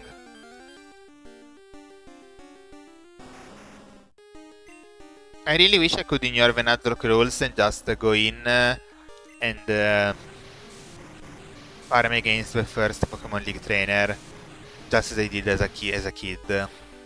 You know, you go in, you repeatedly lost to the first Pokemon League trainer, you go in, you repeatedly lost to the second Pokemon League trainer, and then if you get to the point where one of your Pokemon actually beats... when you get to the point that one of your Pokemon alone beats the first one, you're already pretty strong, but if you happen to beat also the second one with one Pokemon, yeah, it's time to challenge the league. Or if you get to a level close to it, it depends.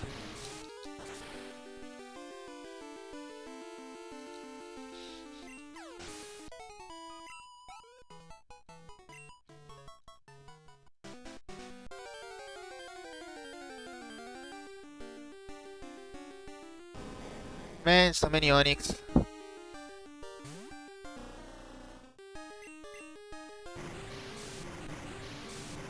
What game are you playing? I think it's Cookie Clicker because it's just pressing A as fast as I can.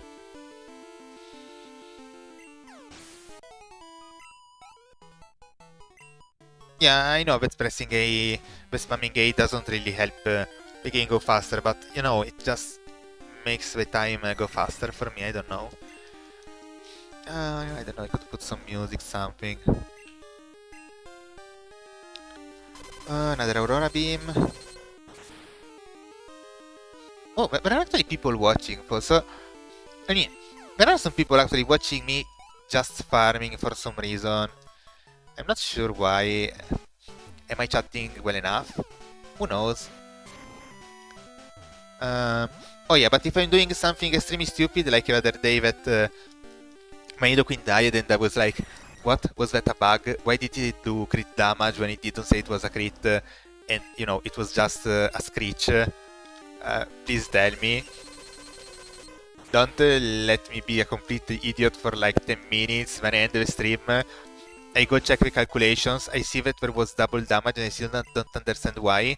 I had already rechecked the video to see if there was a critical hit and I just didn't see it, still nothing. Then I started clipping it to make a clip about, man, there is a bug. And that's when I noticed that that was the second Pokemon of that trainer. I haven't forgot that I had Muzlocke a Magneton, and that Magneton just used Screech on me. That was embarrassing. Okay. A Confuse Ray. I hate this move.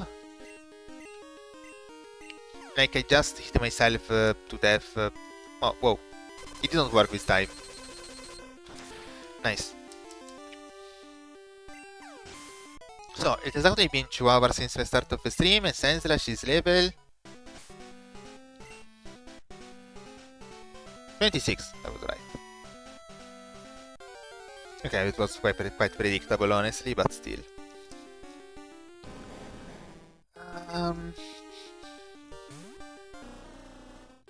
Yeah, but honestly, I don't really want to farm it much. I farm until the end of the stream, and then I just say, okay, this is enough. Let's do the Pokemon... Sorry. Let's do the Pokemon League. If I can do it, I can do it. If I can do it, I can do it. Let's see what happens. I lose a few Pokemon at worst.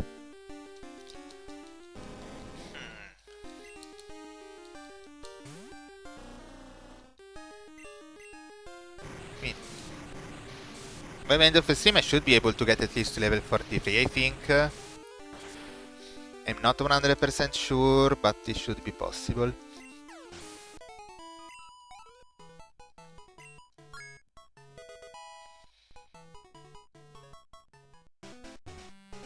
I'm actually thinking that I should keep a list of the Pokemon I bring to the Elite Four in the various games, so that maybe I can try and not use the same Pokemon multiple times between the various games.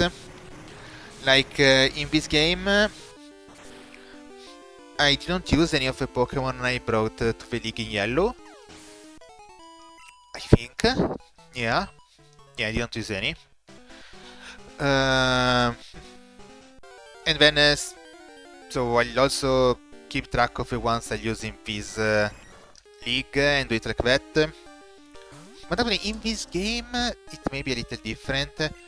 I think for second generation game, I should keep track both of the Pokemon I bring against the league and the ones that I bring against Red, which may be partially the same, but there won't be total overlap, since I have a wider array of Pokemon I can choose from in the second part of the game. And I have to train another 6 anyway, so, you know. Since I have to, I might as well introduce a bit of variety, use some nicer Pokemon, you know. And anyway, I kind of want to complete the game 100%, so...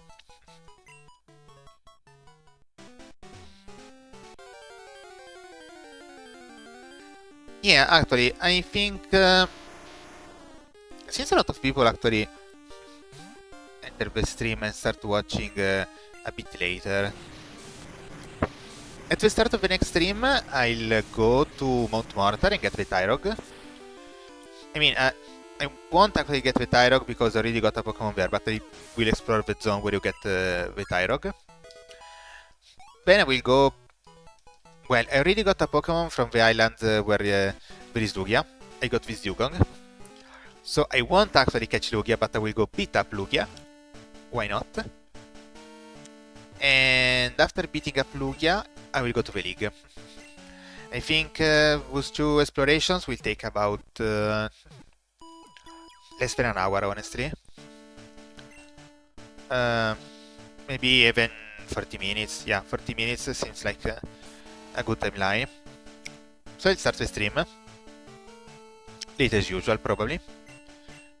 Then I'll go to 2 places, and then I'll just say, okay, that's enough. But I think I will stream that tomorrow. Yeah, I'll do the league tomorrow, and then maybe I won't stream for a couple of days, or I stream on Friday, who knows. But at least I want to complete the league quite fast. I would have liked to have a little clip for today. But I don't know, honestly. Is there anything worth clipping in this stream? The fight against Silver was honestly easy. I don't know if it is worth a clip, but I may as well, I guess.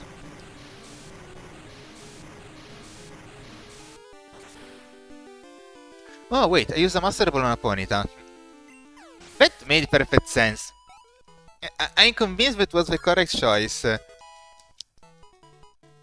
But it's also true that if you don't know the situation, that was completely nonsensical. I mean, I did that because I won't really catch any legendaries, and also the roaming Pokemon, I don't need to get them, so I was like, I just don't want this Ponyta to escape. It's the last Pokemon I have to catch before the league, like Sensru anyway, I can get it at the casino. So, yeah. I had to get that Ponyta. So I just wanted to stop it from running away. I shouldn't have used Wrap if I wanted to be foolproof, but I forgot about the Master Ball for a second. I only remembered it when I opened the Ball Pocket.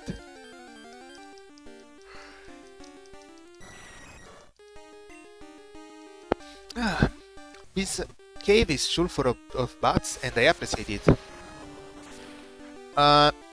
I don't want to say, but that's like the 10th Thunder in a row that goes on target.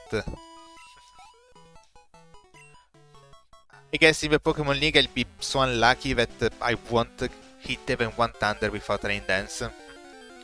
I'll have to keep track of that.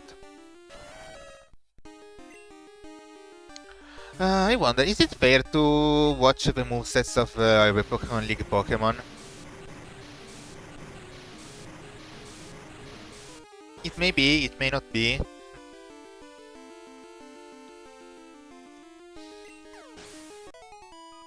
What do people do usually when Nuzlocking? Do they watch the movesets or do they go in blind? But I think the Pokemon League without watching the moveset is actually quite rough. Because like a single mistake can have a snowball effect that just kills you. Because, you know, if you lose a Pokemon to a completely unexpected move on the first Elite Four, you are kind of fucked for the rest of the Elite Four run. So I don't know, honestly. I'm tempted. I'm really tempted to actually check the movesets. I mean, I don't really care too much about the first few trainers. I'm just scared of Bruno, which is something that I would not have expected to say, because, you know, it's Bruno. Bruno is by far the easiest Elite Four members in any generation. There's Onyx. Like, how can you be scared of an Onyx? And its fighting types also somewhat lack coverage before the 4th generation. In the 4th generation, if it only has enough elemental, if it Monchan has enough elemental punches, it can be troublesome, but before that, the elemental punches are just special and it only has no special attack. Another one, Lantern. Is that a warning? But yes, so there is that. At the same time, I really think that in this Nuzlocke I somehow lost everything that resisted fighting. I lost 2 poison types that I actually wanted to train. I lost a psychic type that I actually wanted to train. I lost... I mean, I didn't get Natu, I couldn't catch it, which was also extremely unlucky. What's left? Oh, ghost types.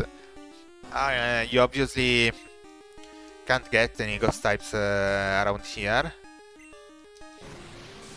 And also, you're stuck with Haunter. You can't evolve Gengar if you don't trade, so... Yeah. I don't have any fighting resist.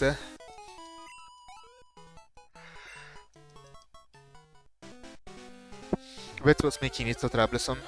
No, bug types also resist fighting, but Fortress and Shackle don't resist fighting actually. And I didn't manage to get something like a Pinsir or a Scyther, because in the bug catching contest I got Caterpie. Damned Caterpie. And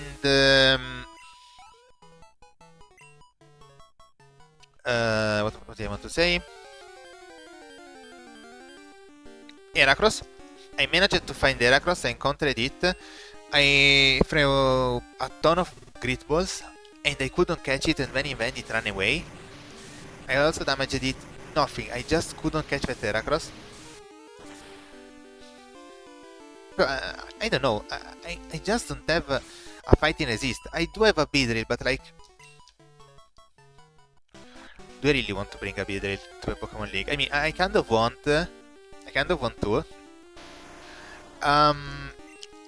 But I think I will do it in the 3rd generation, like in Red. In Fire Red and Leaf Green. Because in the 3rd generation it can learn Secret Power.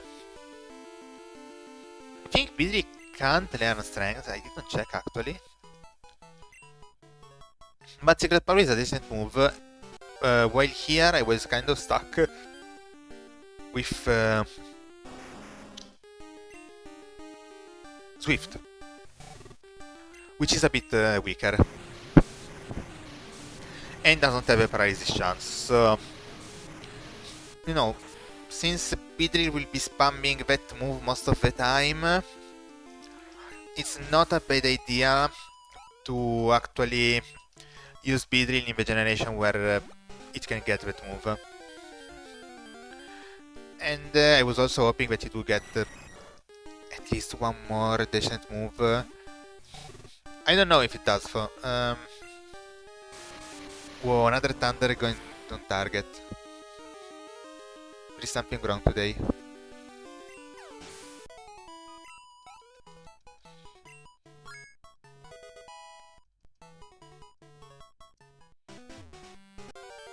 Beedrill is also surprisingly good for some gyms in the 1st generation, so yeah, I will use it there.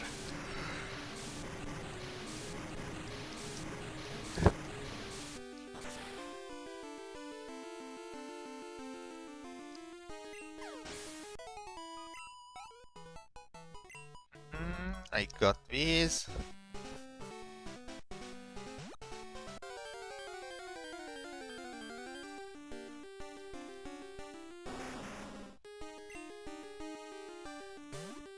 Come on, Lantern is almost level 42. That's good, that's good.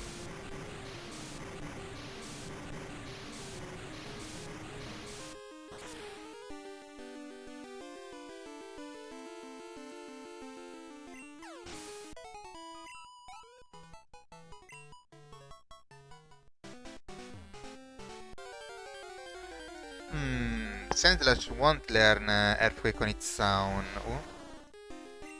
It would have been nice if it did.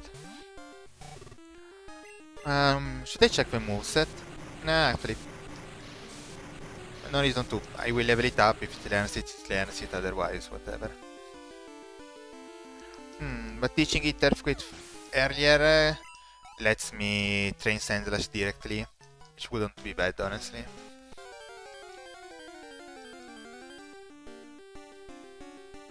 I'm Italian. Yeah, my accent is absolutely terrible. Sorry about that. But I think it's more or less an Italian accent for English. But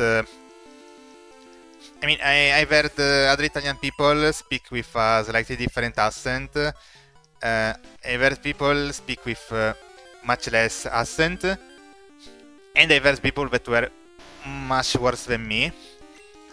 But honestly, that's because... oh, wait. This can explode. I was fucking up.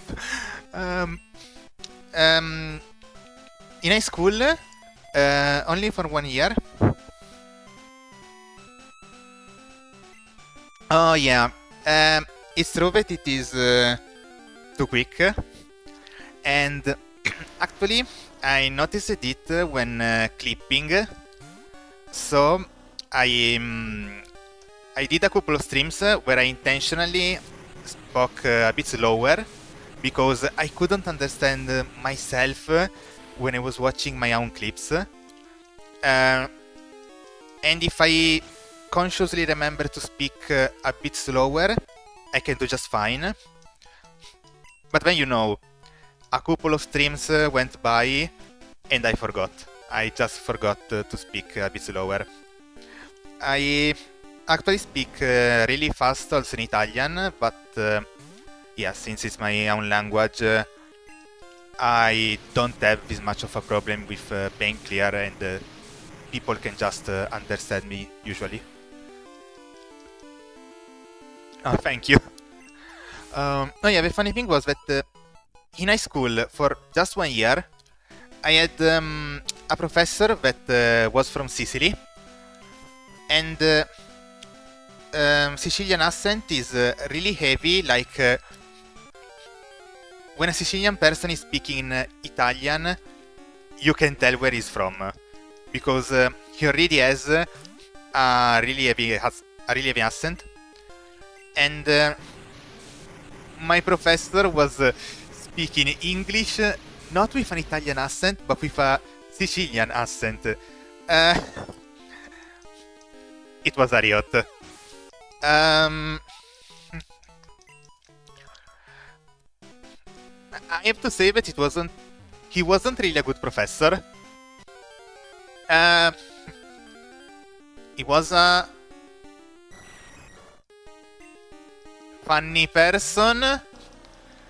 I don't really want to say it in too positive of a way. Like, there were some hilarious moments. Like, I don't know, we went to see a theater play, and at some point, I know that I was seated in the row behind the professors.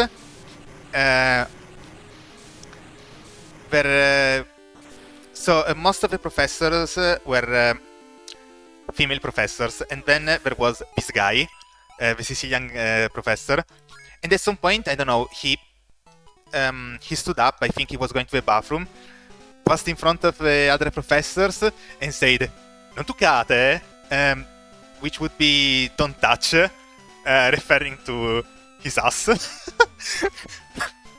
Honestly, one of the professors burst out laughing, and also all of the students who heard him were laughing because that was completely out of context in pretty fast Sicilian dialect, more or less. But that was kind of stupid. there were also a ton of random rumors on this guy.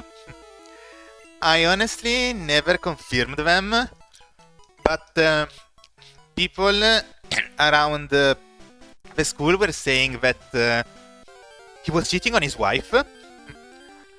And I don't know. I never confirmed it. It's weird because there is no confirmation. It's a rumor. But everyone knew this rumor. Not like everyone in the school. Everyone in the whole town knew that this guy was cheating on his wife with a student from another school. I mean, not really based. Come on, don't cheat on your wife, man. I can't say it was based. It was just a very weird situation where, I mean, at this point, if everyone knows, doesn't his wife also know? I'm confused.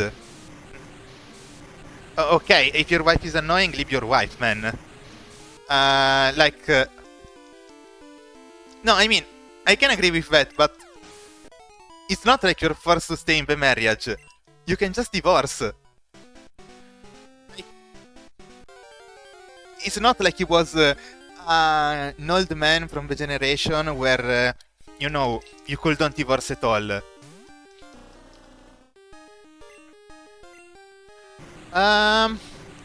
You know, I actually don't know how laws work in Italy for that. Because, every now and then I'm on Reddit and I always see prenups coming up. So I think that's a really American thing to have a prenup.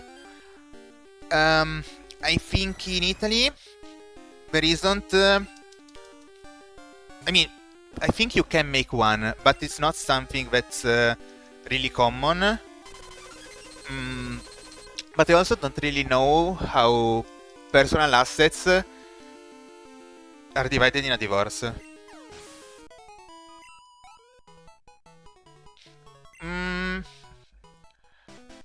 Yeah, but you pay that if your wife is an housewife and if she's making less than you. So I don't know. I think alimony is in Italy is really uncommon if your wife is not an housewife.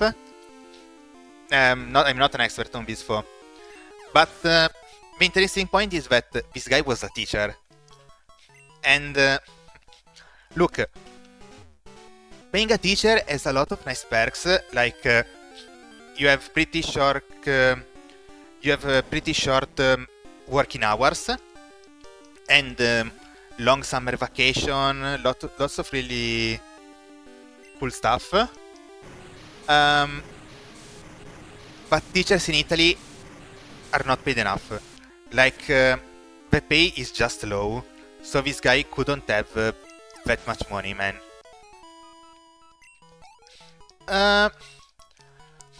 This is... I mean, I think you're American. Did I get right? No, wait. Okay, Suf, I thought you meant South America, but then you're talking about Finnish. Are you Asian? American? I can't really place you.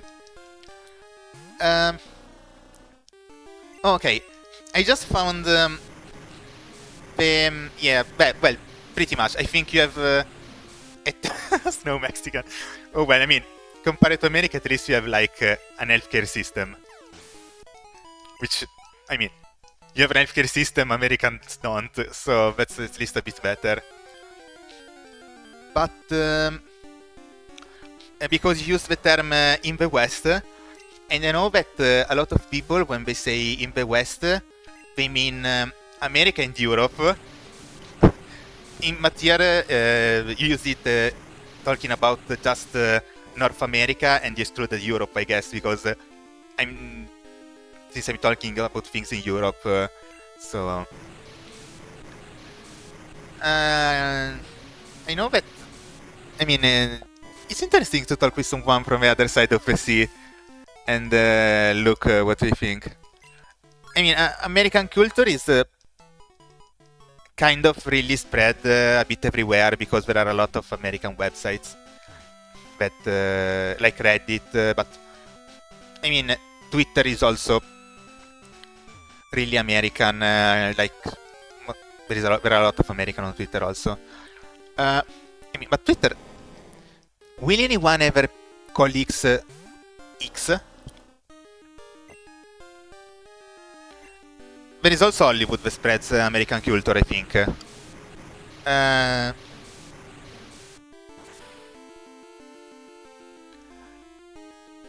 But if I said, oh, there are also a lot of Americans on X, like, if I say that randomly, I think the other person would just watch me and say, hey man, what are you talking about? What's X? Because nobody remembers that they changed the name.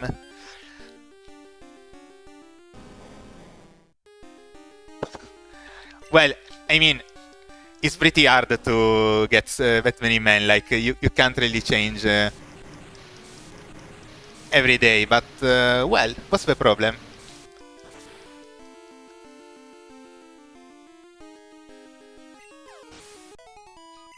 I mean, honestly, as long as you are not cheating, sleep with whoever you want.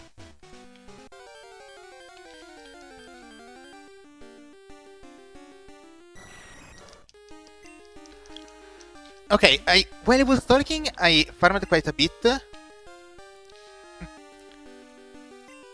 Okay, but like at the same time or on the course of a whole day? Because if it is at the same time, I think you can organize, you know, 5 people at the same time, you can organize that. But how do you find 4 different people at different times in the day?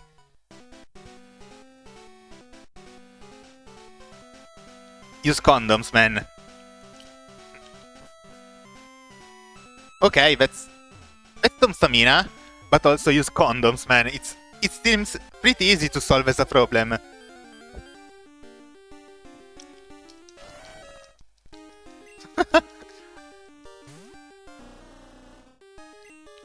I'm getting your family history.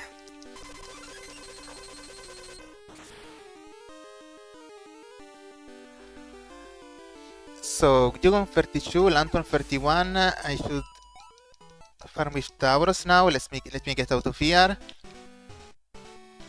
How do I get out?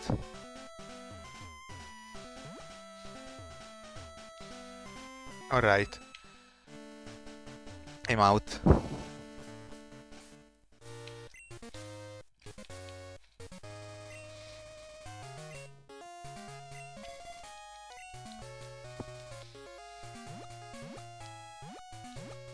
Alright. Let's get some other Pokemon.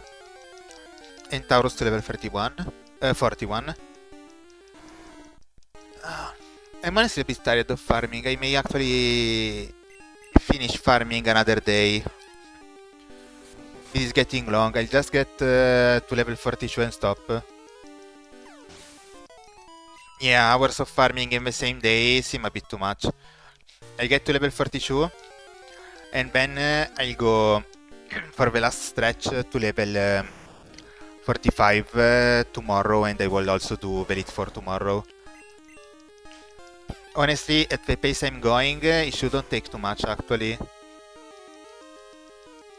At this point I'm getting 1 level with everyone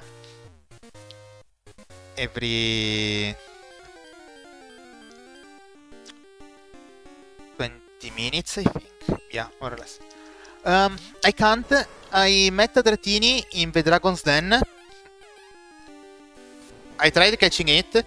It escaped from the Pokeball like 5 times, and then just decided to run away. Yeah, but I'm playing with a duplicate rule. Like if you meet a Pokemon as your first encounter in a zone, you can't get the Pokemon again somewhere else, but that also means that if you meet again as the first encounter in another place, it doesn't count and you can catch something different. It's how most people play Nuzlocke, honestly. It ensures that you have enough variety of Pokemon, but it also means that if you meet one... I mean, it counts as an encounter. I also really got a Pokemon... Nah, it counts, man. And I also already got a Pokemon from the casino. I got the Sandrew. Because I needed a switch in for fighting types. Honestly, using a Dragonite... Well, it would not be a Dragonite. It would be a Dragonair. Okay, I was going to say, using a Dragonite feels like cheating, it's so strong. But actually, I will be using a Dragonair because the level cap is lower. I intentionally avoided Abra. Because if you think about it, Alakazam is great. I would love to play Alakazam. But you need to trade. And I'm playing this on emulator and I don't want to start... I mean, I don't even know if the emulator I'm using supports trading with another window of the same emulator. Wait, who's trying to learn what? No, I've Slash, it's better. I had nidoqueen. I lost it at the end of the last stream on Sunday. In an incredibly stupid way. I had already beaten the last gym. I was on the route just before this one. The trainers were pretty low level. I just turned off my brain and started, you know, shotting most Pokemon, shotting some. I wasn't paying attention, honestly. My opponent threw out a Quagsire. For some reason it had Earthquake. It shouldn't even have Earthquake at that level. And it kind of one-shot me. It one-shot my Nidoqueen. I didn't expect it to have Earthquake. Because it shouldn't have it at that level. I guess it learns it by TM, so it was like a TM. But when I checked the damage, and it was like double the damage, but it wasn't a crit, I didn't understand. I spent like 10 minutes trying to understand what went on. At the end, I just said, okay, I'll end the stream here. I'll check stuff out while not streaming, and then I'll come back with what the fuck happened. And the thing is, before the Quagsire, there was a Magneton. I didn't one-shot it, but it hit me with Screech. So, you know, I had the defense lowered. But since I was playing on autopilot, like, I killed the Magneton, I forgot it existed, I forgot what it did, I only kept track of HP, and yeah, I got it by a random Earthquake by Pokemon that shouldn't have it and went down in one hit. Sorry, Nidoqueen. I lost way too many good Pokemon in this run.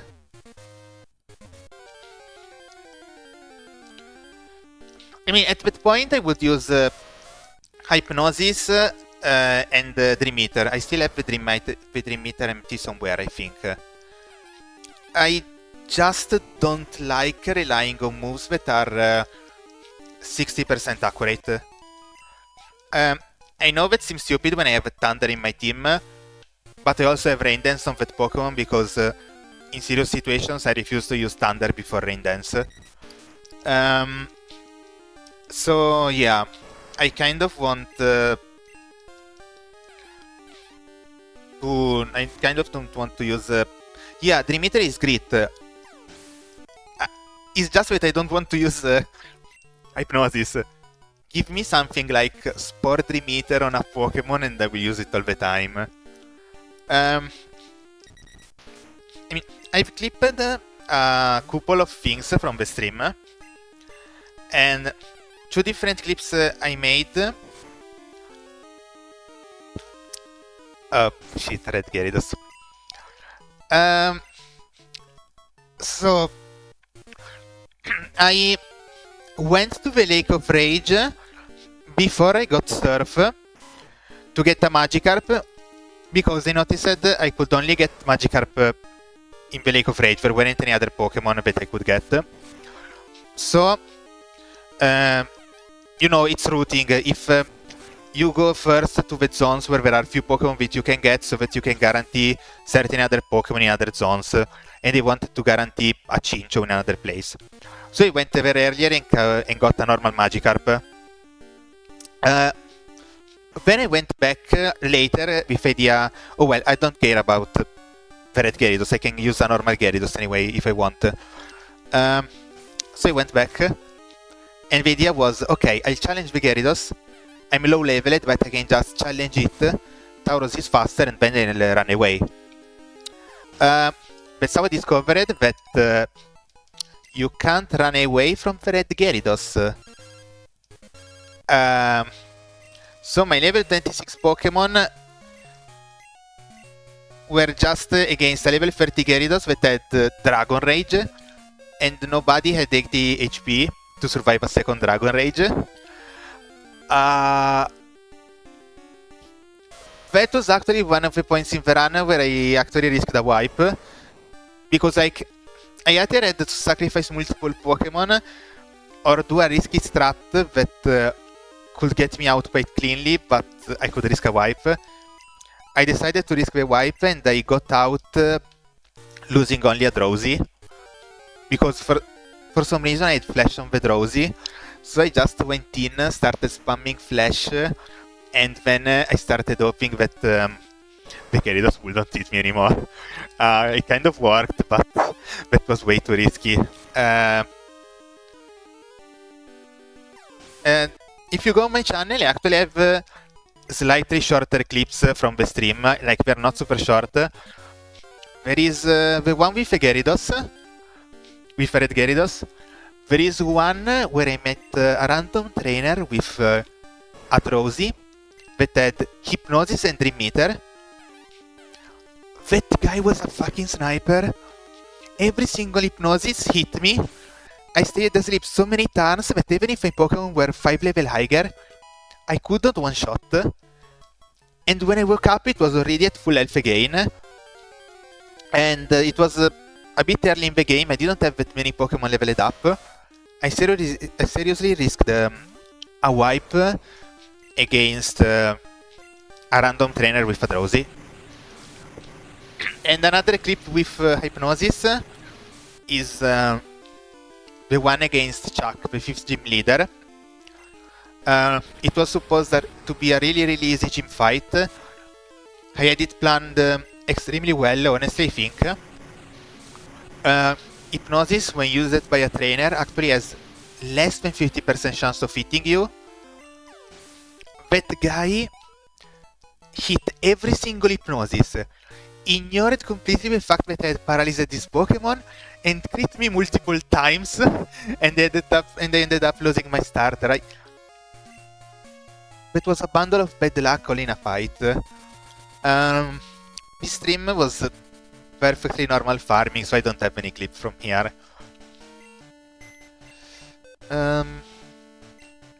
Let me do this for a sec. Okay, and let me withdraw. I need a Whirlpool. I think Krabby has Whirlpool, if I remember correctly. And while I heal my Pokemon, let me check.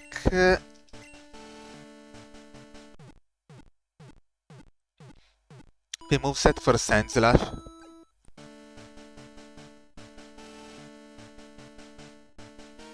Sand Slash. Second generation moveset is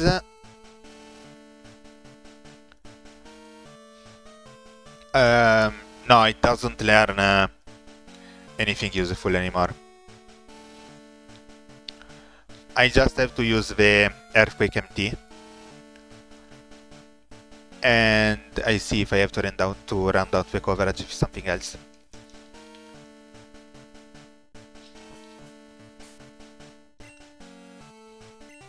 Actually, I do have the Earthquake MT, don't I? It's the MT26. Yeah. But at this point I may as well teach it.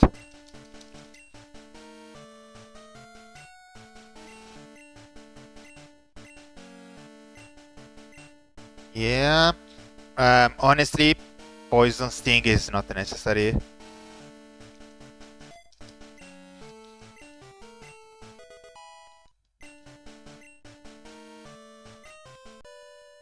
Weather moves are also kind of useless, but there are some extremely niche situations where I may use them.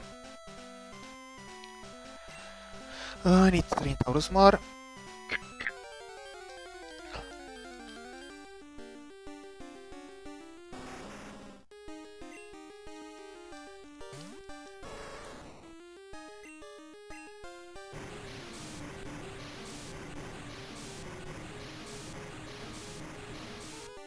Does this kill?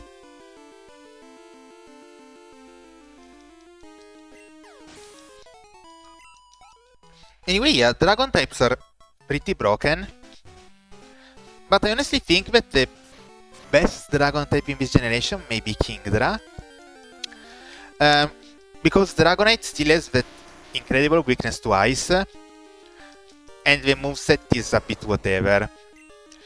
While Kingdra effectively almost has no weakness. Because if you think about it, Kingdra's only weakness is Dragon in this generation. Yeah. And there are 4 Dragon moves in Generation 2. Dragon Rage, fixed damage, so it doesn't matter if it is super effective. Twist, which is super weak, so it doesn't really matter, but it is super effective. Dragon Breath, which is still a pretty weak move. And Outrage. In second generation, Pokemon don't have abilities, so it doesn't really outspeed anything. But for the second generation, it's still a Pokemon with 5 stats, so it's pretty good. 95 speed, I think, it's okay for second generation.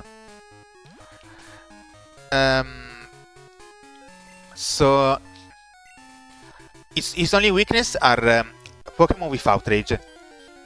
But Outrage is a Dragon move, so it will be like it's weak to Dragonite. But Kingdra outspeeds Dragonite and can Ice Beam, so it one-shots Dragonite.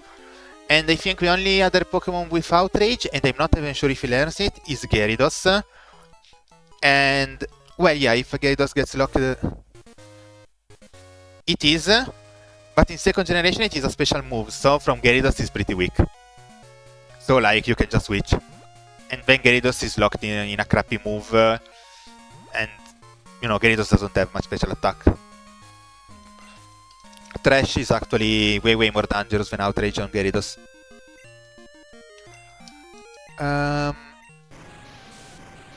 Yeah, Generation 2 is pretty old. It's still Heaven compared to Gen 1. I played Yellow. I think I will never touch Gen 1 again. Absolutely not. But Generation 2 is fun.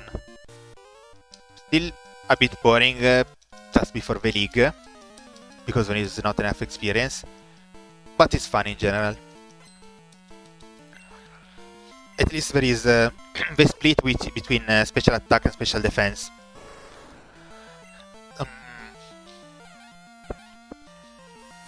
The lack of experience in early game or all generation in general? Oh god. Yeah. But honestly, the inventory system is bad. But it was made worse by the fact that I didn't remember that you could deposit items in the PC. Because in new generations, it's something that you never need to do. Yes, having all of the region until then in the same game is great. I wish they did it more often.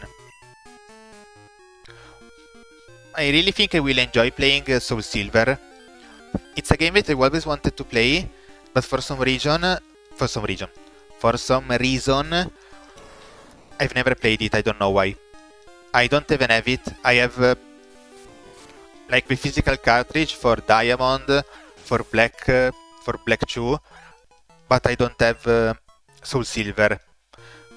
I've seen clips, it looks really good. I really want to play it, and at this point, since I'm doing Nuzlocke, and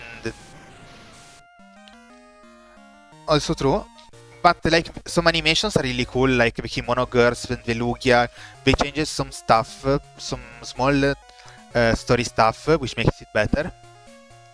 So yeah, since I'm doing Nuzlocke of all generations, I think I'll just go on until Soul Silver and have fun there. One thing that they changed in Soul Silver, and that's funny, the Emerald Remake has you have to fight both teams instead, so that's a bit different. They nerfed Witness Miltank in Soul Silver, and it's funny, there is some guy on YouTube that made a whole video about it, that Witness Miltank is a good fight, because like they gave you the tools to beat it, like there is a matchup when you can trade and other stuff, but it was still too strong because it was fast, it could flinch you, it was a really hard boss. So in Soul Silver they thought also that reload spam was scary if it didn't miss. So in Soul Silver they went and said, okay, you know what, that was too strong. Even if we give the same tools to the player, even if players now know more about Pokemon, so it should be easy, let's lower it a level. And they made it level 19. But they actually made it too easy because while a Miltank was incredibly strong in Generation 2, and it had really good moves that maybe your starter or other Pokemon could compare to, Miltank is not that strong in Generation 4. All Pokemons have better movesets, there are more ways to counter it, and it became a bit weak actually in Soul Silver. But it's better than Bad Nightmare in Generation 2, maybe. It's Black and White 2 are also the last games I played, but I played a couple of hours very recently of Alpha Sapphire with a friend, and I actually liked it. I have to say that Alpha Sapphire is pretty nice. I started playing it with a friend. The idea was, okay, let's make a Soul Link Nuzlocke. The idea didn't go well. My friend, I don't know why, played incredibly carelessly, and he just wiped immediately. He wiped to a Wild Trample. Oh my god, that's so stupid. I've never played X and Y, so I honestly have no idea how they are. The fan-made games, there are a ton of them. For some reason, people are really fixated on Nuzlocking them. I didn't try that. I mean, the most famous one right now, I think, is Run and Ban, because people are Nuzlocking that. But Pokemon Run and Ban is actually really fun to play as a normal Pokemon game, like, not a Nuzlocke. Just take it and go on to complete it. And it is a really fun game because you will still, if you just go, you go blind as in a normal Pokemon game. And you just wipe a few times anyway. 400 hours. What? Let me Google that for a second. 400 hours. What? That's a ton.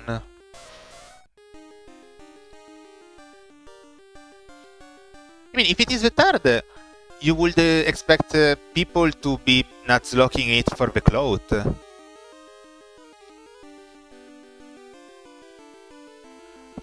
Yeah, it's interesting. Emerald style, yeah, a ton of games are Emerald style.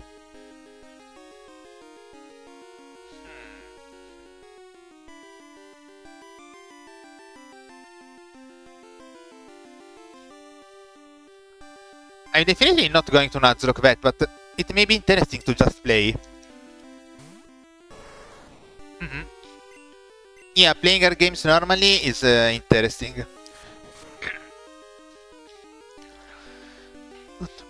I was actually streaming while I was just playing Run and Ban, then I have to continue that when I have time.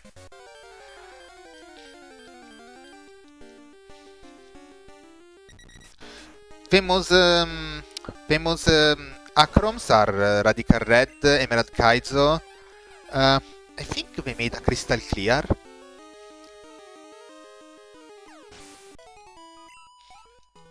I didn't try those two, honestly. I'm pretty sure I heard the first one, Insurgents.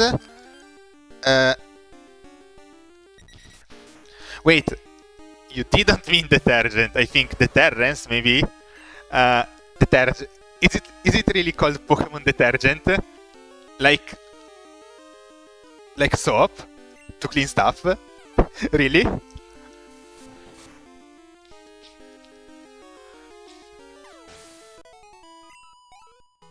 Yeah, Kaizo is also short for. I mean, if you play Kaizo as an Nuzlocke, you'll need a ton of hours and everything. But if you're going to play Kaizo as a normal Pokemon game, I think you can complete it as, I don't know, 50 hours?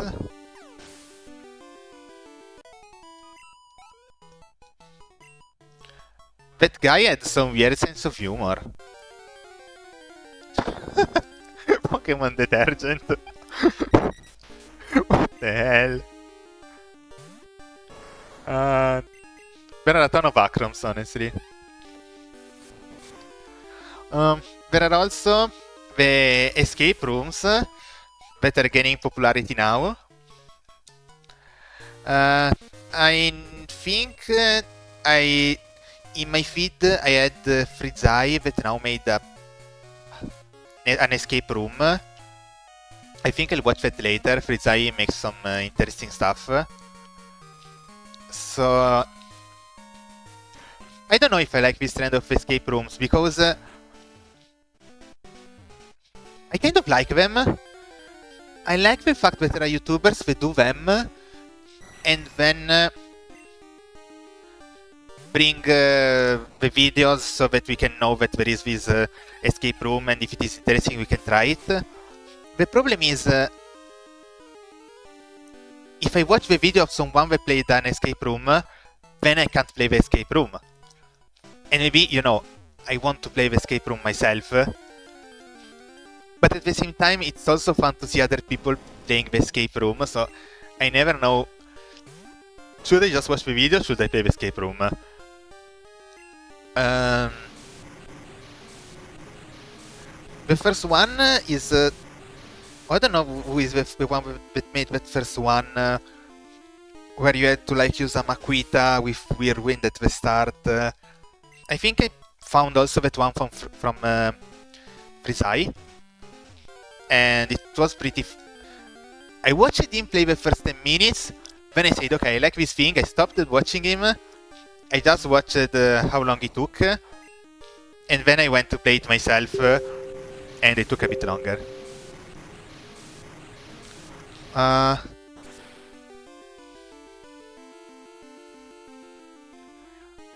Okay, someone is using bug types in competitive. A friend of mine sent me that thing.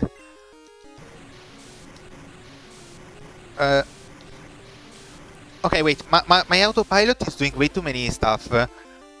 I was chatting, but my brain evidently did something. Why am I in the cave right now? Wait a second. What was I thinking? Why did I go in the cave to train Tauros? Okay, because I was almost running out of PP for return, and because in the cave I technically get more XP per Pokemon. That makes sense. Thank you, Brain. You were doing good stuff, but please communicate with me. I don't know. And Taurus is almost level 42, so...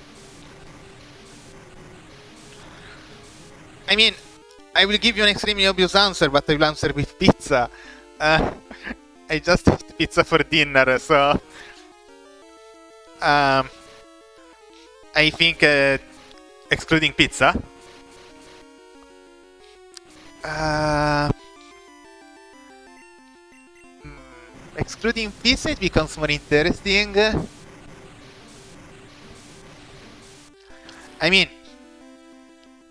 it depends. You could say Americans have American pizza. It's a different thing. Like, I've seen stuff like Chicago deep dish pizza. I've seen it on YouTube, and like,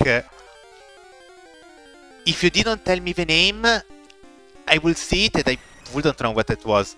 It just shares the name, but that's American pizza. Pasta. I don't know, because pasta alone, like you cook the pasta and then you put some oil on it, is... I mean, it's not the Italian pizza, it's the American pizza. It's put American in front of it, please. Oregano. You could also use oregano instead of basil, I think. That's margherita. But pizza usually indicates if you don't want a margherita, you can pretty much put anything on it. The thing that matters for a good pizza is the dough of the pizza. It has to be, you know, done well and rest properly in the oven right temperature, pretty thin, you know, all that stuff. Chicago deep dish pizza is a completely different thing.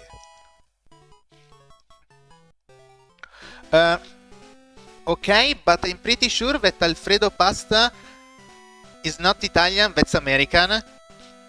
I think Alfredo is a condiment that was actually born in America.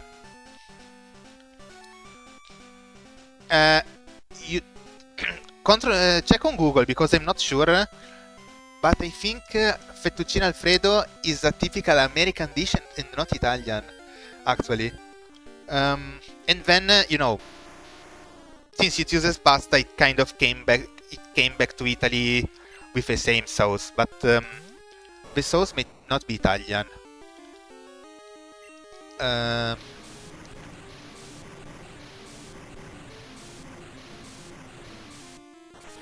Yeah, lasagna is pretty good.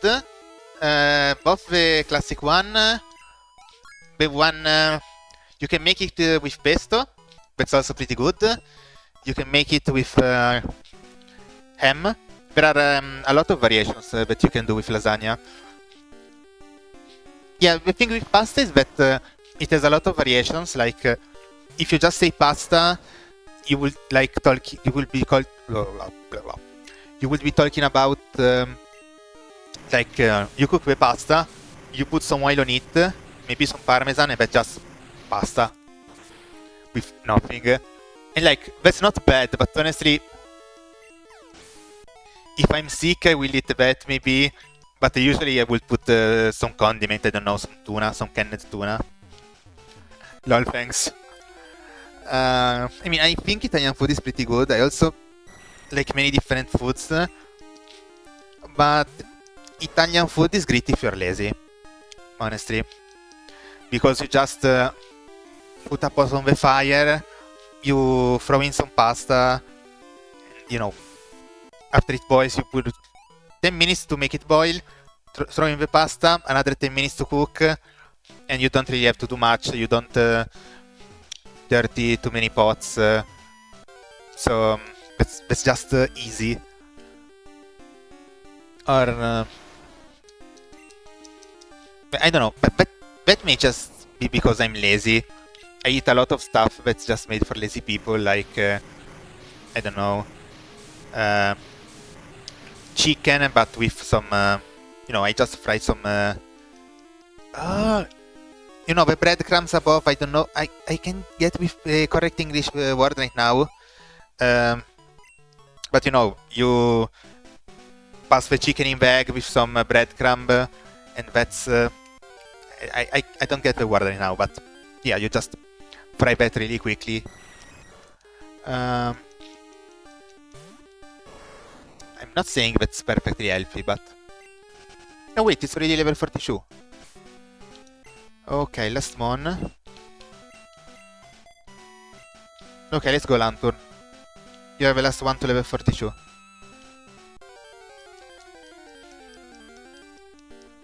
What do you get in an Italian daily in Canada? Because usually, you know, when you bring your cuisine abroad, you slightly modify it to, you know, to cater to the palate of the people of that nation. Like, I'm pretty sure the sushi we eat here, or in Canada, or in America, is pretty different from the sushi that you actually eat in Japan. So I don't know, what do you find in an Italian deli in Canada? Wait, now I'm curious. Let me Google pasta Alfredo.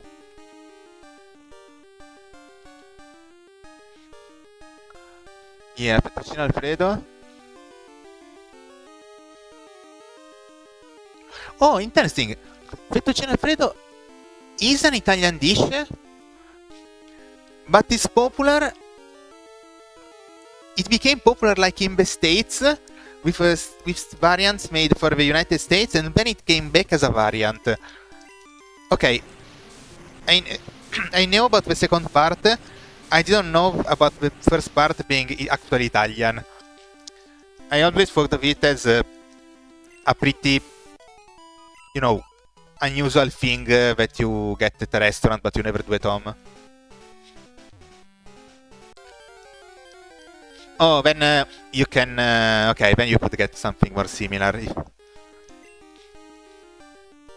Yeah, so sometimes you just go around and you find random Italians having a shop here and there. When I was in school, I'm using when I was in high school way too often today. When I was in high school, I went to Ireland for a couple of weeks with it was a study vacation, alright, and this is not against Irish food, but this is against the canteen of the place where we stayed. We stayed in a dormitory. There was a canteen that was like the university canteen. That canteen was terrible. Not that it was bad, but everything we had was fried. We only had fried food. Even there was some fried vegetables. I mean, okay, there's vegetables, but that's still fried. And then everything else was fried. So we ate like fried food for a week in a row, and then we just couldn't stand it anymore. We went into town trying to look for something to eat. We found a random pizzeria. Those guys were actually first generation Italians, and we just ate a pizza. Pizza is not even healthy. Like, when you eat pizza, you don't think, oh, I'm eating something healthy. Like, it's like I'm eating something unhealthy, but whatever, it's good. We were eating a pizza like it was something healthy because it was healthier than anything we had eaten that week. I think we went there one more time before we went home the next week because, my god, I couldn't look at fried food for a week after that. I get it that fried is good, but man, please, stop frying.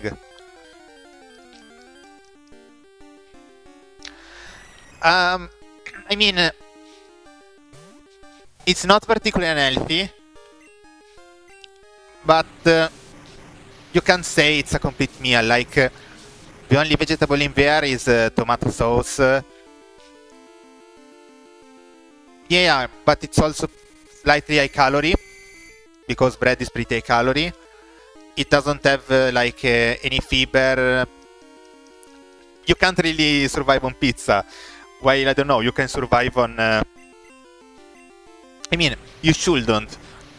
But if you want to survive on fried rice, it's still pretty fat because it has a lot of oil. But at least it has some vegetables.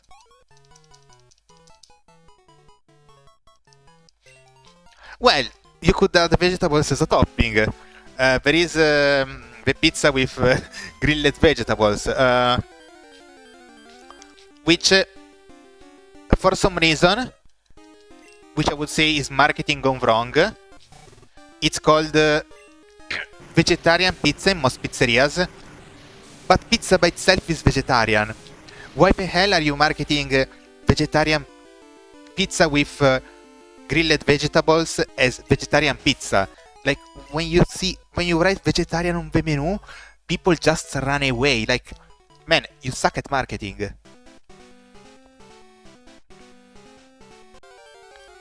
Yeah, fried rice is pretty good. It's also another thing that you can make if you're lazy, because, you know, you make rice, you have some leftovers, and oh god, another thunder went. I didn't miss a thunder in all of the stream. Tomorrow it will be terrible. Not one single thunder will hit the target. You make some rice, you make a bit more, you have a bit of leftovers, and then you just make it. You just cook it later for fried rice. But it's honestly extremely unusual in Italy, because I mean, Italians have a tradition with rice. Just near where I live, there are some places that are famous for the production of rice, but it's cooked in a completely different way from Asian rice. So you will usually see it as risotto, or if people didn't have time for risotto, they literally cooked it like pasta. They just made, you know, a pot of boiling water, a lot of water, throw in the rice, and then drain the water. I'm not saying it's good, but it's as fast as easy and pasta, and it is extremely light, and people sometimes eat that when they don't feel well. But it's definitely not good. Like, you wouldn't want to eat rice like that. And lately, rice cooker became slightly popular. Like, they are not common in all households, but if you're a bit of a nerd, if you're a bit of a... If you spend way too much time online, you may have a rice cooker. And honestly, rice made in a rice cooker is pretty good. The older generation doesn't really like it. We find it too hard. But it's so good to use it for to accompany stuff. And with that type of rice, you can do some good fried rice. While with a white rice made the Italian way, you absolutely couldn't fry it. Well, okay, but it... I threw a headbutt to my chair. Arg. Yeah, the rice cooker isn't exactly quick, but you know, you just put in the rice and the water, and then you leave it there, and it cooks on its own. When it's finished, it just stops and keeps it warm, so you don't have to stay there with a timer to... Oh no, it's overcooking. Really great appliance, honestly. It's not even too expensive. Like, okay, if you want a fancy one, like, I think the Japanese are fixated with the rice cookers. We have we have a company that makes rice cookers that are incredibly expensive, that are considered like the status symbol rice cooker, what the hell. But yeah, normal rice cookers are pretty inexpensive and works perfectly. Yeah. Honestly, an appliance that I kind of want to buy, but I couldn't yet, is... I don't know what it's called, actually. Because you can use it in place of a toaster, but I think it's not a toaster. It may be an electric stick cooker, because, you know, it's it's two iron plates, one above the others. You put the stuff in the middle, and then you press down the iron plate above, and so the food gets cooked by two different iron plates, one above and one below. And I think it's made for sticks, but it's perfect to make toasts. I actually prefer that one to make toasts instead of the classic toaster with the stuff. I've also seen it used a lot at fairs. You can pretty much heat up everything quickly in it, like, okay, I already said it, toast, but also focaccia with stuff inside. It's also good if it is big enough, you can make piadine, and it's way better than a pan to make a piadina, honestly. You can use it to make grilled vegetables. It's just that I don't really have that much space on my countertop, and there are already the rice cooker and an electric kettle, so yeah, maybe some other time. Okay, anyway, everything is level 42. I streamed for more than 3 hours. Senzelash is level 37. I'm honestly quite satisfied with the farming this time. I explored the routes that were lacking. I think I'll finish this tomorrow. And do the Elite 4. At the rate I'm going, I'll probably do the Elite 4 tomorrow around this hour. Yeah, that seems good. I start the stream a bit later than today, and then I'll go on. Mark, thank you for watching. You kept me company for a whole stream, pretty much. And it was fun. Thank you. And okay, see everyone tomorrow then. Bye!